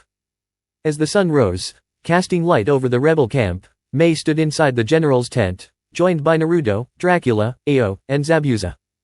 So, how do you plan to deal with Yagura, considering you're planning on summoning so many of your creatures? Mei asked, as they reviewed a map to plan the upcoming battle. Baba Yaga provided each of the council members with a one-time seal to summon all of the clan, except for the 7 summons we've hand-picked for the battle in the subsequent sealing, Dracula explained. I've requested Joe, Basil, and a pep for when Yagura goes into his Biju form. As for his human form, I've asked Nayan to help. Baba Yaga, Kira, and Carl will be on standby near the battlefield for the transfer, Naruto clarified, outlining his 4 battle picks. As they discussed positioning, it was time for the pre-battle speech, marking the final moments before the end of the civil war. Mei spoke with fiery passion, her words igniting the crowd. Today, we take back what Yagura stole from us. Today, we reclaim our homes and lives. Today is the day, with our new ally, that we return our country to peace. The crowd gasped as the Summon Council appeared behind her, their presence far beyond what anyone had expected. Most had assumed they were aided by a normal ninja or village, not realizing what these creatures truly were. However, their shock passed quickly, and as Mei finished speaking, their focus shifted back to the task at hand. With a powerful cheer, all able-bodied ninja joined under one of the summons, ready for the fight. The plan was set. The council encircled the village of Kiri, with the army spread across key points. When the signal was given, they would unleash the full might of the Summon clan. The signal would be Mei launching a glob of lava, signaling Naruto to draw Yagura away from the village. Naruto and Mei stood at the ready, waiting until Yagura and his Anbu team appeared across from them. What are you doing here? Come to surrender. Yagura spat, glaring venomously. He chose to disregard Naruto, a mistake that would cost him. Naruto took the opportunity to drag Yagura away, slapping a seal on him designed by Baba Yaga. The seal would slowly drain the chakra from the 3 tails and transfer it to Naruto. As Naruto slapped the seal, Yagura kicked him away, but Naruto simply gestured for him to follow. Take care of this bloodline scum. I've got a brat to teach a lesson to, Yagura ordered his Anbu, distracting them. With Yagura gone, Mei wasted no time. She dropped from a tree above one of the Anbu, skewering him to the ground. After sensing more enemy ninja approaching and knowing Yagura was far enough away, she launched the signal. The moment the glob of lava rose into the air, the Summon Council acted. Each summoned their beasts using the sealing tags, channeling pure nature chakra into the seals. They led the rebel forces to Kiri, surrounding the village in a ring of white summon smoke. As the smoke dissipated, the full force of the Summon clan emerged, their monstrous forms descending upon Kiri with a battle cry. Though destruction was inevitable, they made efforts to minimize collateral damage. The battle was over before many realized it. The bloodline haters were hunted down and eliminated by the summons. In the blink of an eye, half the battle for Kiri was won. The enemy forces who were simply following orders were rounded up and detained.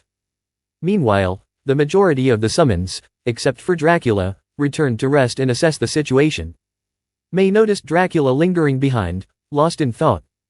"What's wrong?" she asked, sensing something was off. "I'm just thinking, this all seemed too easy," Dracula murmured uneasily. "Yagura was the primary reason we couldn't win before. He kept everyone weak and acted as the first and last line of defense," Mei remarked. "Well, if that's the case, you've got a long road ahead of you. You'll need to rebuild your village to be competitive with the other villages," Dracula said, his voice calm but carrying an edge of concern. Mei nodded. "I know. But for now, we've taken the first step." As the first rays of sunlight touched the rebel camp, Mei found herself in the general's tent alongside Naruto, Dracula, Ao, and Zabuza. "How do you plan on confronting Yagura if you're summoning so many of your creatures?" Mei asked as they scrutinized a map to finalize their strategy. "Baba Yaga provided each council member with a special one-time seal, which allows us to summon the entire clan, except for the 7 beasts chosen for the upcoming battle and the sealing process," Dracula explained. "I've asked Joe, Basil, and Apep to assist when Yagura enters his tailed beast form. I've also requested Nayan's help against his human form. And of course, Baba Yaga, Kira, and Carl will remain on standby, ready for the transfer once needed." Naruto clarified his selection of battle partners. As they fine-tuned their positions, it was time for the pre-battle speech, marking the last speech before the civil war would be brought to a close. "Today, we take back what Yagura has stolen. Today, we reclaim our homes and our lives. Today, we fight with our newfound ally to restore peace to our land," Mei declared passionately. The crowd was stunned by the appearance of the summoning council behind her, a stark contrast to what they had expected. Most believed their aid came from a regular ninja or another village, not from such fearsome beings. However, their surprise quickly faded as Mei finished speaking and they redirected their focus to the task at hand. A powerful cheer erupted as every capable ninja rallied under Mei's command, joining forces with the summoned beasts.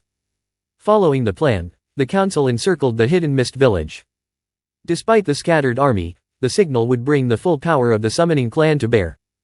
The signal would be a glob of lava launched by Mei once Naruto had successfully drawn Yagura away from the village.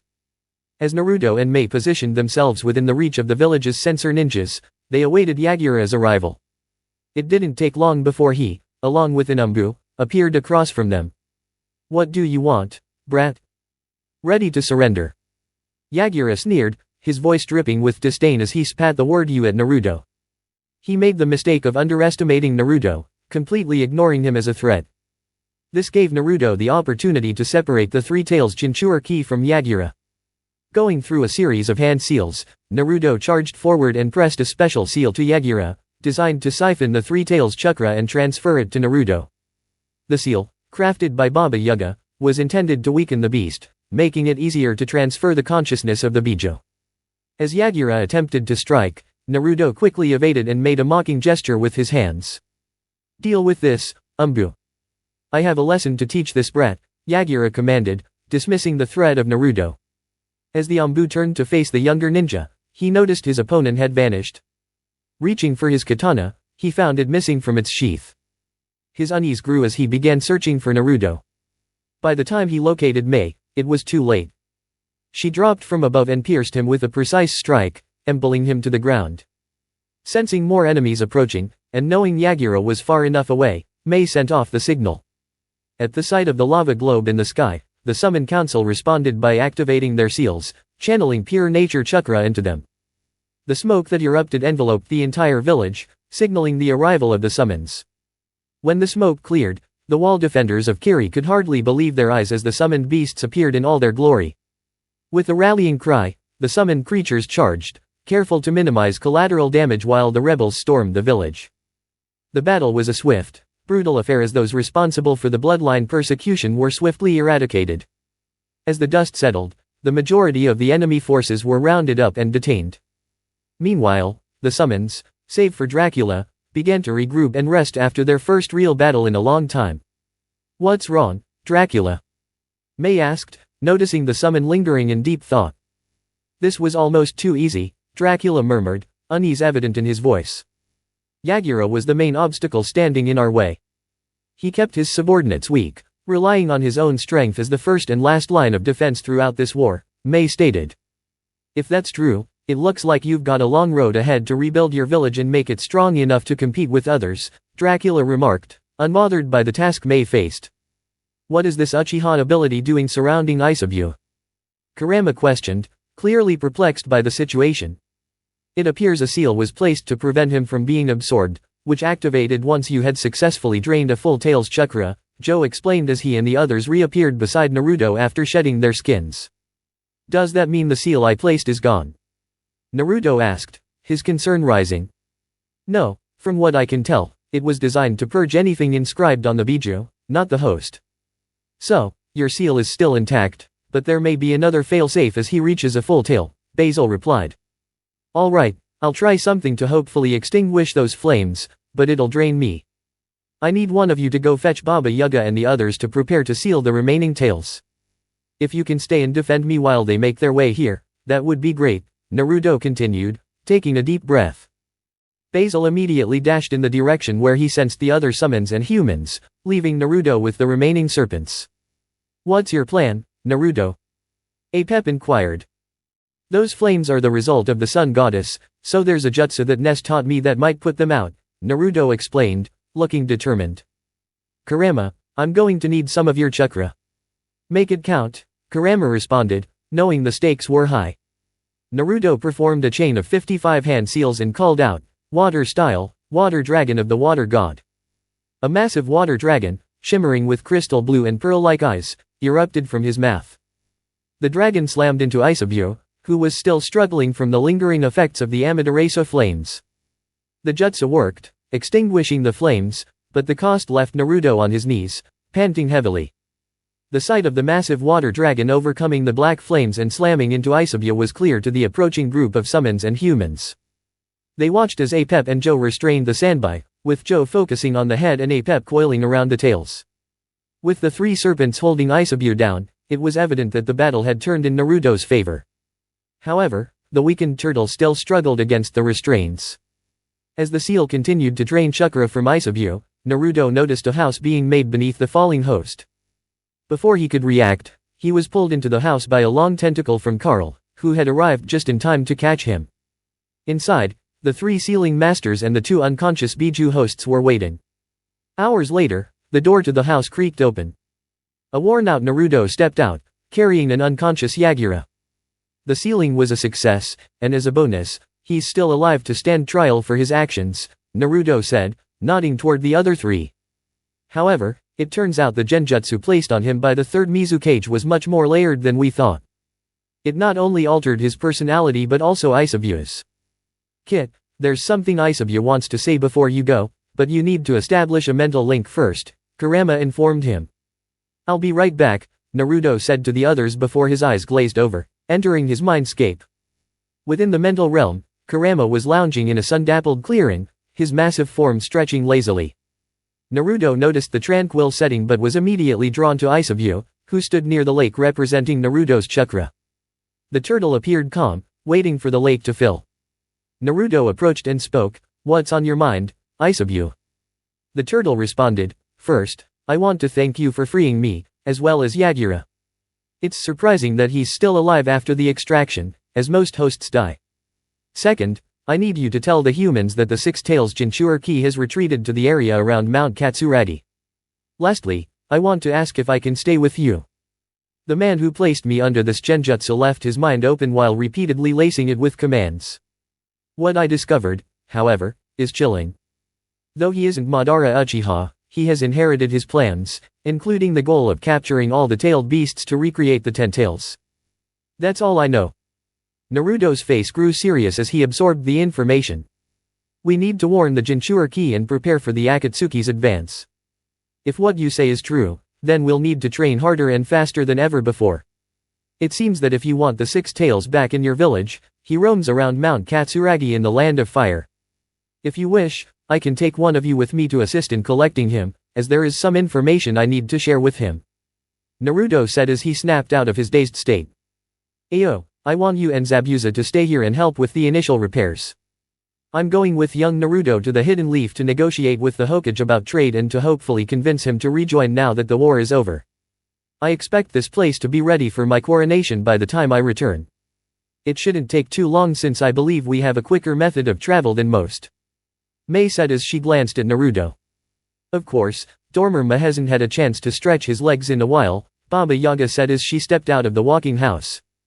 It took 3 days for the house to travel at top speed to Konoha, a trip that would normally take most Jonin a week and a half of fast-paced travel. The house arrived half a mile out, pleased to have been able to stretch its legs after so many years. As it hopped back to the tree, it moved quickly, but when they arrived at the gate, Mei and Naruto were shocked. Standing in front of the 75-foot wall was the third Hokage in battle uniform, his son beside him in a ready stance, flanked by 2 Anbu platoons. Mei was stunned by the imposing wall, while Naruto was surprised by the sheer force his grandfather had brought with him. Hey old man, what's with all the people? It's just me and Mei here, Naruto asked. Naruto, we couldn't identify you when you breached the censor barrier, and we didn't know who your friend was, so we had to be prepared, Hiruzen replied, keeping a sharp eye on Mei. When we're done here, I'll teach you the jutsu to let the barrier recognize you. And thanks for lending those summons for Wave. They helped a lot against Geto, although it would have been better if you'd brought the whole team instead of leaving us with just Kakashi and his team, Asuma said to Naruto. Well, I would have, but with how Kakashi treats his team, I figured the Uchiha would demand my summons, take the contract, and leave the team to die at Geto's hands, just to avoid dealing with him, Naruto replied. Well, you weren't far off. The Uchiha did demand the contract, and to humor him, Dracula tested the Brett. He failed the test, and then he wanted to try Frank's test, which ended with the tree Frank uprooted knocking him out for the rest of the day. Suffice it to say, that count him for the rest of the trip. Also, you're behind your teammates in chakra control. They're already doing point balancing and starting to combine it with tree walking, Asuma added. If you don't mind, Hiruzen, could we talk in your office as cage to cage? Mei asked, suspecting that Naruto would want to check on his team and work on point balancing.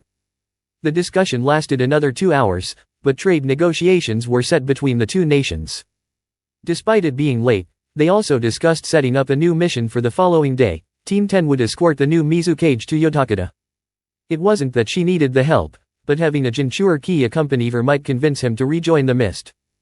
The next day, Team 10 stood before the Hokage and Mizukage, awaiting their mission details. Your mission is twofold. The first part is to assist Miss Mei here in tracking down Yotakata, the 6 tails Jinchuriki. The second part is to help convince Yotakata to rejoin the mist now that the civil war has ended, Hiruzen said to the 4 ninja before him. Hey Kurama, what's the 6 tails like? Naruto thought to his companion as their team searched for the 6 tails Jinchuriki. Well, Saiken was always one to laze around, preferring bubbles over getting involved with humans. The fact that he has a host is quite unexpected, Kurama replied. That might be on me, Isabu added. How's that? Naruto wondered as Shino's bugs picked up traces of chakra from their target.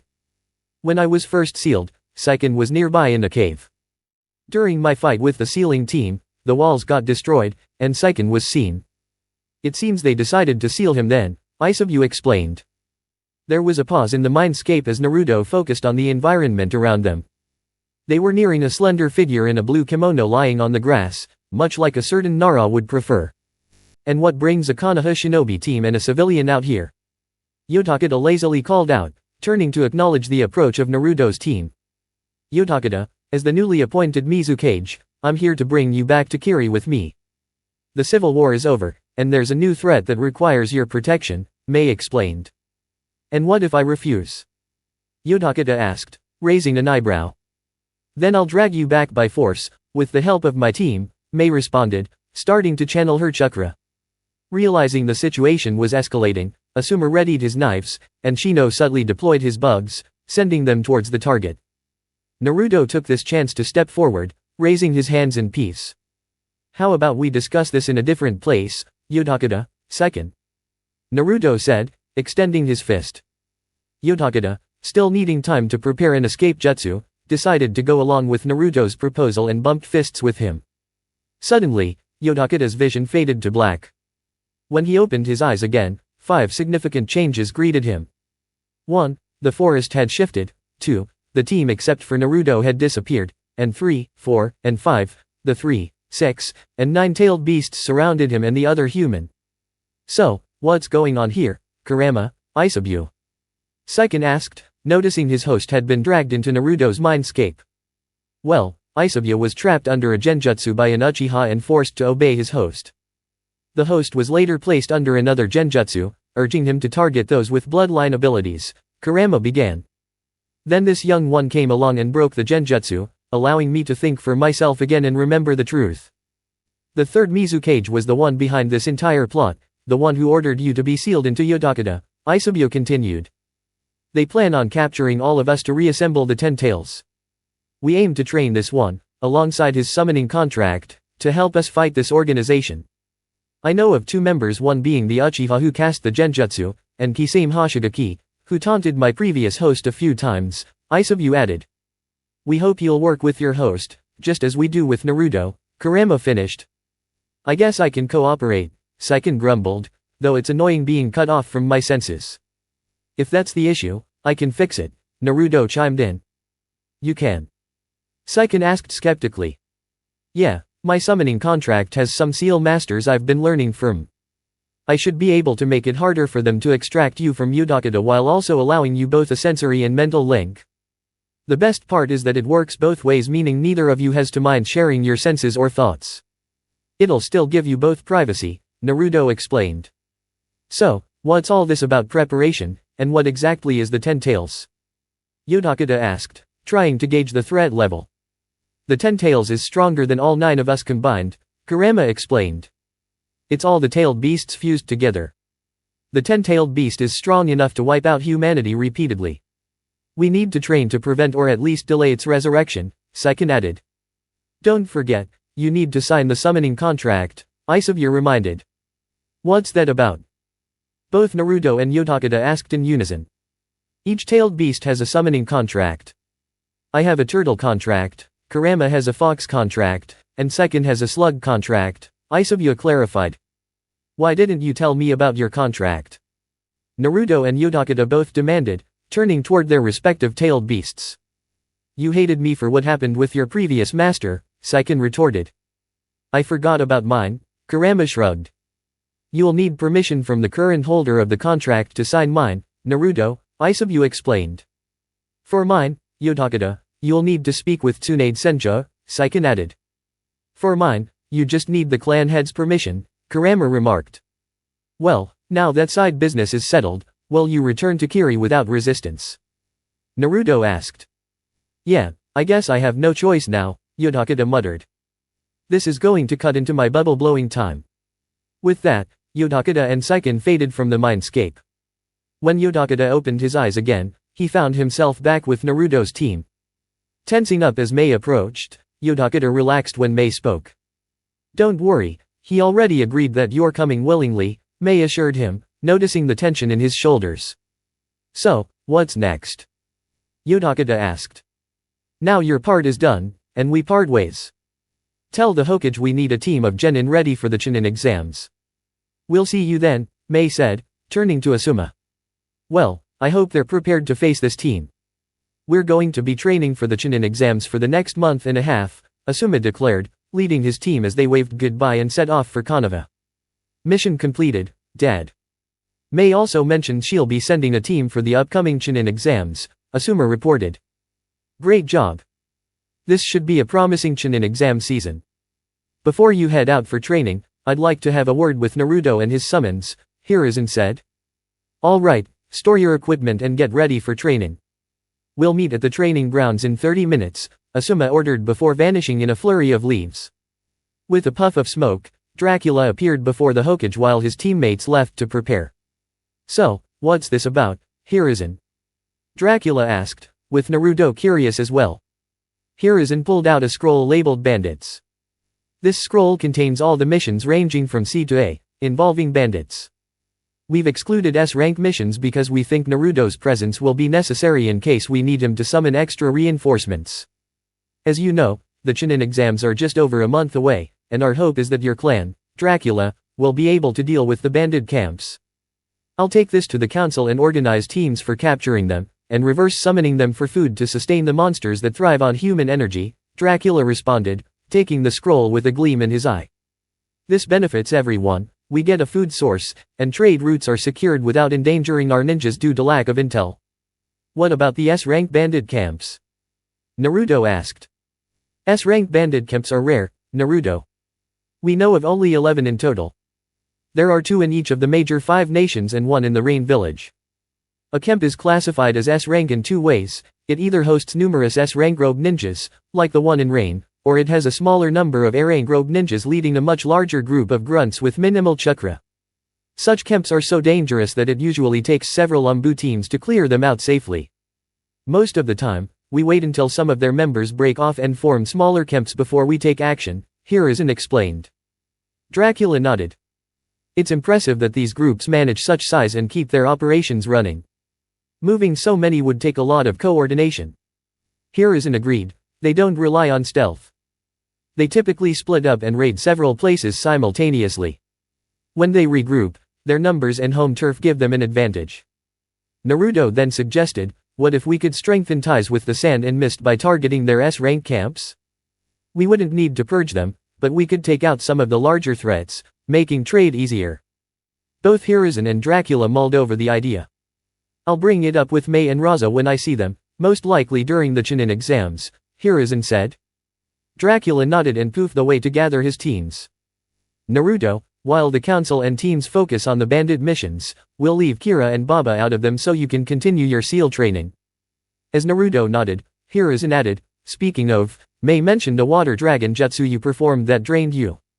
For the next month and a half, I'll have Asuma teach you nature conversion. This should make it easier to perform jutsu without exhausting yourself. If you focus on one nature release instead of all of them, you might even be able to perform lower rank jutsu with fewer or no hand signs. Is that possible?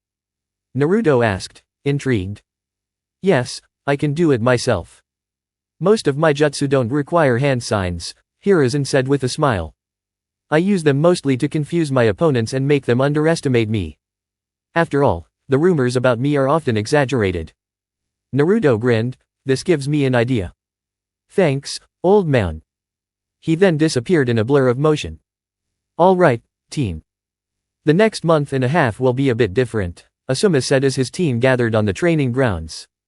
I'm enrolling you in the Chunin exams, so we'll make sure you're ready for it. Let's break down each of your training schedules. The team sat down, preparing for a detailed explanation. First up, Shino.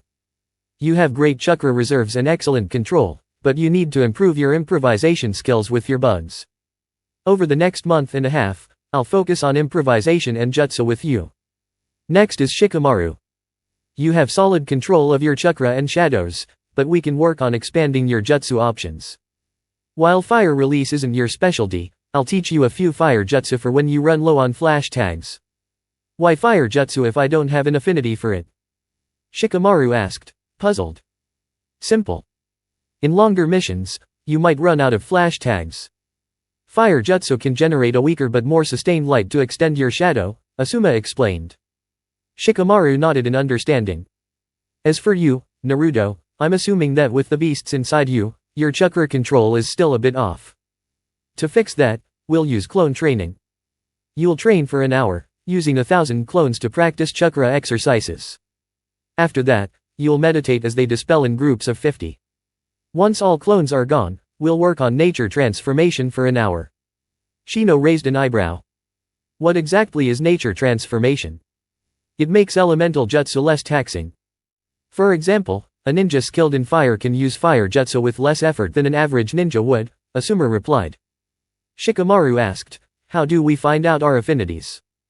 Normally, you'd channel chakra into special paper to test your affinity, but I don't have any on me right now. I'll grab some for the next session, Asuma promised. The first rays of sunlight had yet to break over Konoha as Team 10 prepared for their training ahead of the Chunin exams.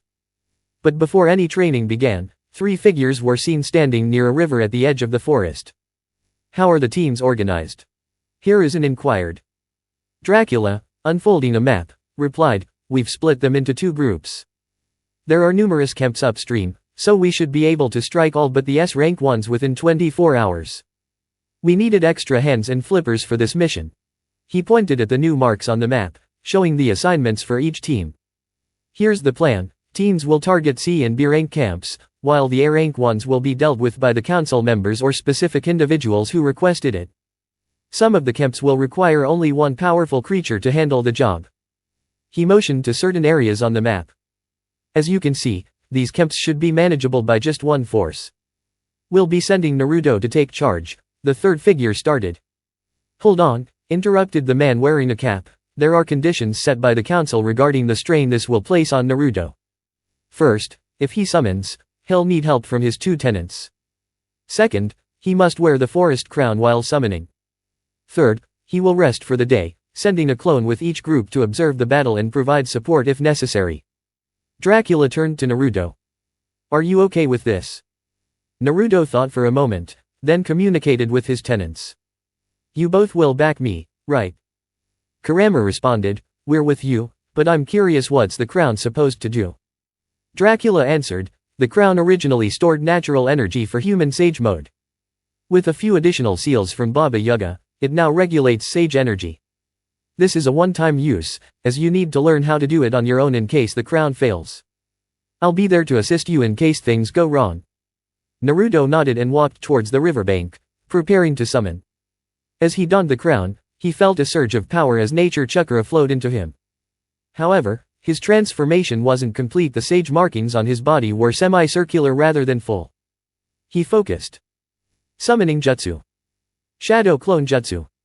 Suddenly, he stumbled, dropping to one knee as the crown fell off. His chakra reserves were nearly depleted, despite drawing chakra from both Kurama and Isabu. But the result was worth it. The area around the river exploded with activity as Naruto's clones, numbering in the hundreds, filled the clearing, each team preparing for their task. Dracula looked on with concern, sensing how low Naruto's chakra was. Take him back, he ordered. Kanunur and I will return later to check on his condition once the battle's done. Later, as the sun rose, Naruto rested on the couch in the Hokage's office, deep in meditation. His reserves were still low, barely an eighth of his chakra remaining. The clones hadn't vanished yet, even as some teams wouldn't reach their farthest camps until afternoon. Then, a clone vanished. The first team to reach their target camp was a group of 9 hellhounds. A B-rank camp, they were practically invisible until their fangs sank into their victims' necks. The scene in the camp was chaotic: dismembered limbs, intestines, and blood-soaked ground. The hellhounds dragged the surviving bandits near the bonfire, where they cauterized their wounds using sticks from the fire. Afterward, they gathered the corpses and reverse-summoned home. 3 more teams followed in quick succession. Medusa's siblings, Spheno and Uriel, paralyzed everyone at an A-rank camp with a genjutsu. Another pair, Basil and Apep, surrounded an A-rank camp, crushing any resistance as the bandits' attempts to pierce their scales were futile. The third team, Shigo, a shapeshifter, moved through the camp, spearing bandits with perfect precision. He used his ability to morph into a woman, luring the leader out of his tent, only to reveal a horrific surprise: the bandits' leader was killed by Shigo, whose monstrous fangs dripped with blood. Meanwhile, Naruto winced as 449 clones popped, signaling the success of the teams consisting of zombies, vampires, gargoyles, and werewolves. These teams swiftly dismantled B and C rank camps, efficiently covering each other with their unique abilities. Naruto's eyes snapped open, immediately noticing that he wasn't alone in the room. He saw Inma standing behind Hiruzen, with the old toad Fukazaka perched on his shoulder, deep in conversation with Jiraiya. So, the little frog is clearing out the border's interior? Fukazaku asked. Exactly, Hiruzen replied. Only the S-rank camps are left, but we plan to handle them before the Chunin exams, showing that we have control over the situation. And what about the wealth these camps have gathered? Hokage pressed. Naruto spoke up. Thanks for reminding me. He snapped his fingers. Summoning jutsu. Already. A gaunt creature with blue skin appeared. It was Coppola, a chupacabra-like figure, known for its unmatched speed. Yes, the nearest camp has a few goats left. Go grab them for a boost. Naruto tossed Coppola a scroll. As soon as the chupacabra held it, he vanished in a blur of motion. That was Coppola, Naruto explained. He's the fastest land creature in our clan, by a wide margin. We're sending him to retrieve valuable items from the camps after we clear them of bandits. The wealth will be shared. Konoha gets a portion, and the rest is distributed across the Land of Fire. The idea is twofold. 1. It gives us leverage against the council's growing influence, and 2. It reduces the chances of new bandits forming. If there's wealth for everyone, fewer people will resort to crime. Jiraiya raised an eyebrow. You mentioned the border, what exactly are you planning? Naruto shrugged. If we start making the common folk wealthier, it'll attract bandits from beyond our borders. But if we eliminate the camps quickly, smart bandits will realize it's not worth trying to set up shop here. There might be a few stragglers, but once we handle the S-rank camps, the Land of Fire will be off limits to them. Inma, with a curious expression, asked, You mentioned Coppola was the fastest on land. What about the others? Naruto stretched his neck. There are 2 others who are nearly as fast as him, but one uses the air and the other the seas. So, it's hard to say who is truly the fastest. Hokage nodded. Who are they? Batoy, the fastest in the air, and Turso, the fastest in the sea, Naruto answered, sitting back on the couch. I've got about 15 minutes before the next clones finish their tasks. Any other questions? Hiruzen gave a knowing smile. How are your reserves holding up? Naruto smiled back. Not bad. I'm at half right now. Isabyu and Kurama finished replenishing their chakra, and now the seal is directing all the chakra that was used to restore them back to my reserves. The seal? Hiruzen asked, a little confused. No extra seals, Naruto clarified. Only the one placed by the Shinigami. Baba Yaga has been examining it whenever I sleep in the summons realm. She's starting to learn sealing techniques from the gods. Jiraiya chuckled. Seal's the one thing the gods forgot to limit. With the time running short, Naruto returned to meditating, preparing for the next phase.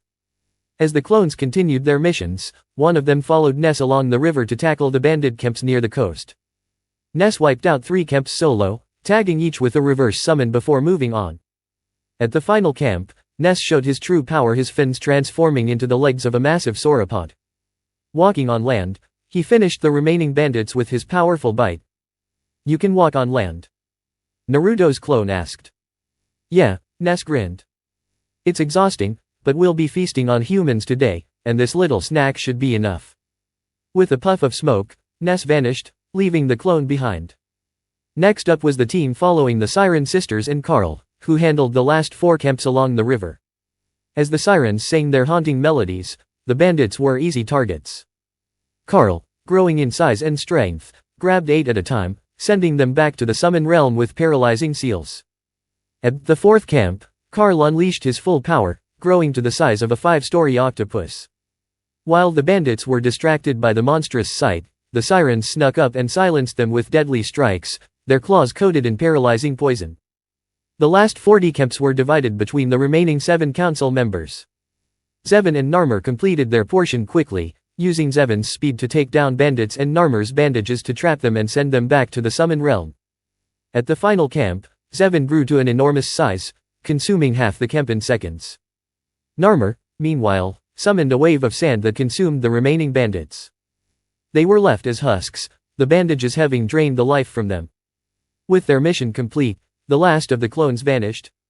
Frank was the next to complete his task, swiftly handling his set of 10. His speed was unmatched as he appeared at each of the camps, making sure to break their necks with the sheer force and velocity as he threw them into the center. However, at the final camp, he revealed a new ability. The stitching on his body began to unravel, and with impressive speed, the threads shot out, piercing the bandits. The threads tore through their bodies, pulling out organs from the dead.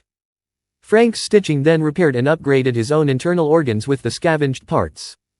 Once done, he gave a thumbs up to the clone accompanying him before vanishing, the clone following suit. The next duo to finish were Medusa and Sato, who quickly decimated their camps. If not for the distance between the camps, Naruto was certain they would have been the first to complete the task. Their strategy for the initial camps was straightforward. Sato would lift a boulder, with Medusa atop, and toss it into the camp, drawing the attention of the bandits. Medusa's snakes then made eye contact with all the bandits, petrifying them in an instant. For the next few camps, they switched tactics. Medusa snuck in and used one of her swords to silently kill, then once half of the camp was downed, Sato would activate her new ability. Shrunken by a size change seal, Sato called upon the skeletons of the fallen bandits, which rose from their remains, with the skin and organs left behind. The skeletal army then charged the remaining bandits, with their bodies becoming purer white as they absorbed into Sato. In the final camp, Medusa transformed into a snake the size of Manda and devoured all the bandits before both of them disappeared. The last clone to finish was with Dracula and Chunin. The two made for a terrifying pair. Chunin controlled the plants, causing them to ensnare the population of the first three camps, allowing Dracula to speed through the bandits. As he moved, Dracula subtly drained their blood, knocking them unconscious from blood loss. The next three camps were when Dracula showed his full prowess, hypnotizing the bandits into submission and reversing summoning them back into the shadows. For the final group, Chunin took the lead. With a chant, wooden spikes sprouted from the earth at strategic points in the camps.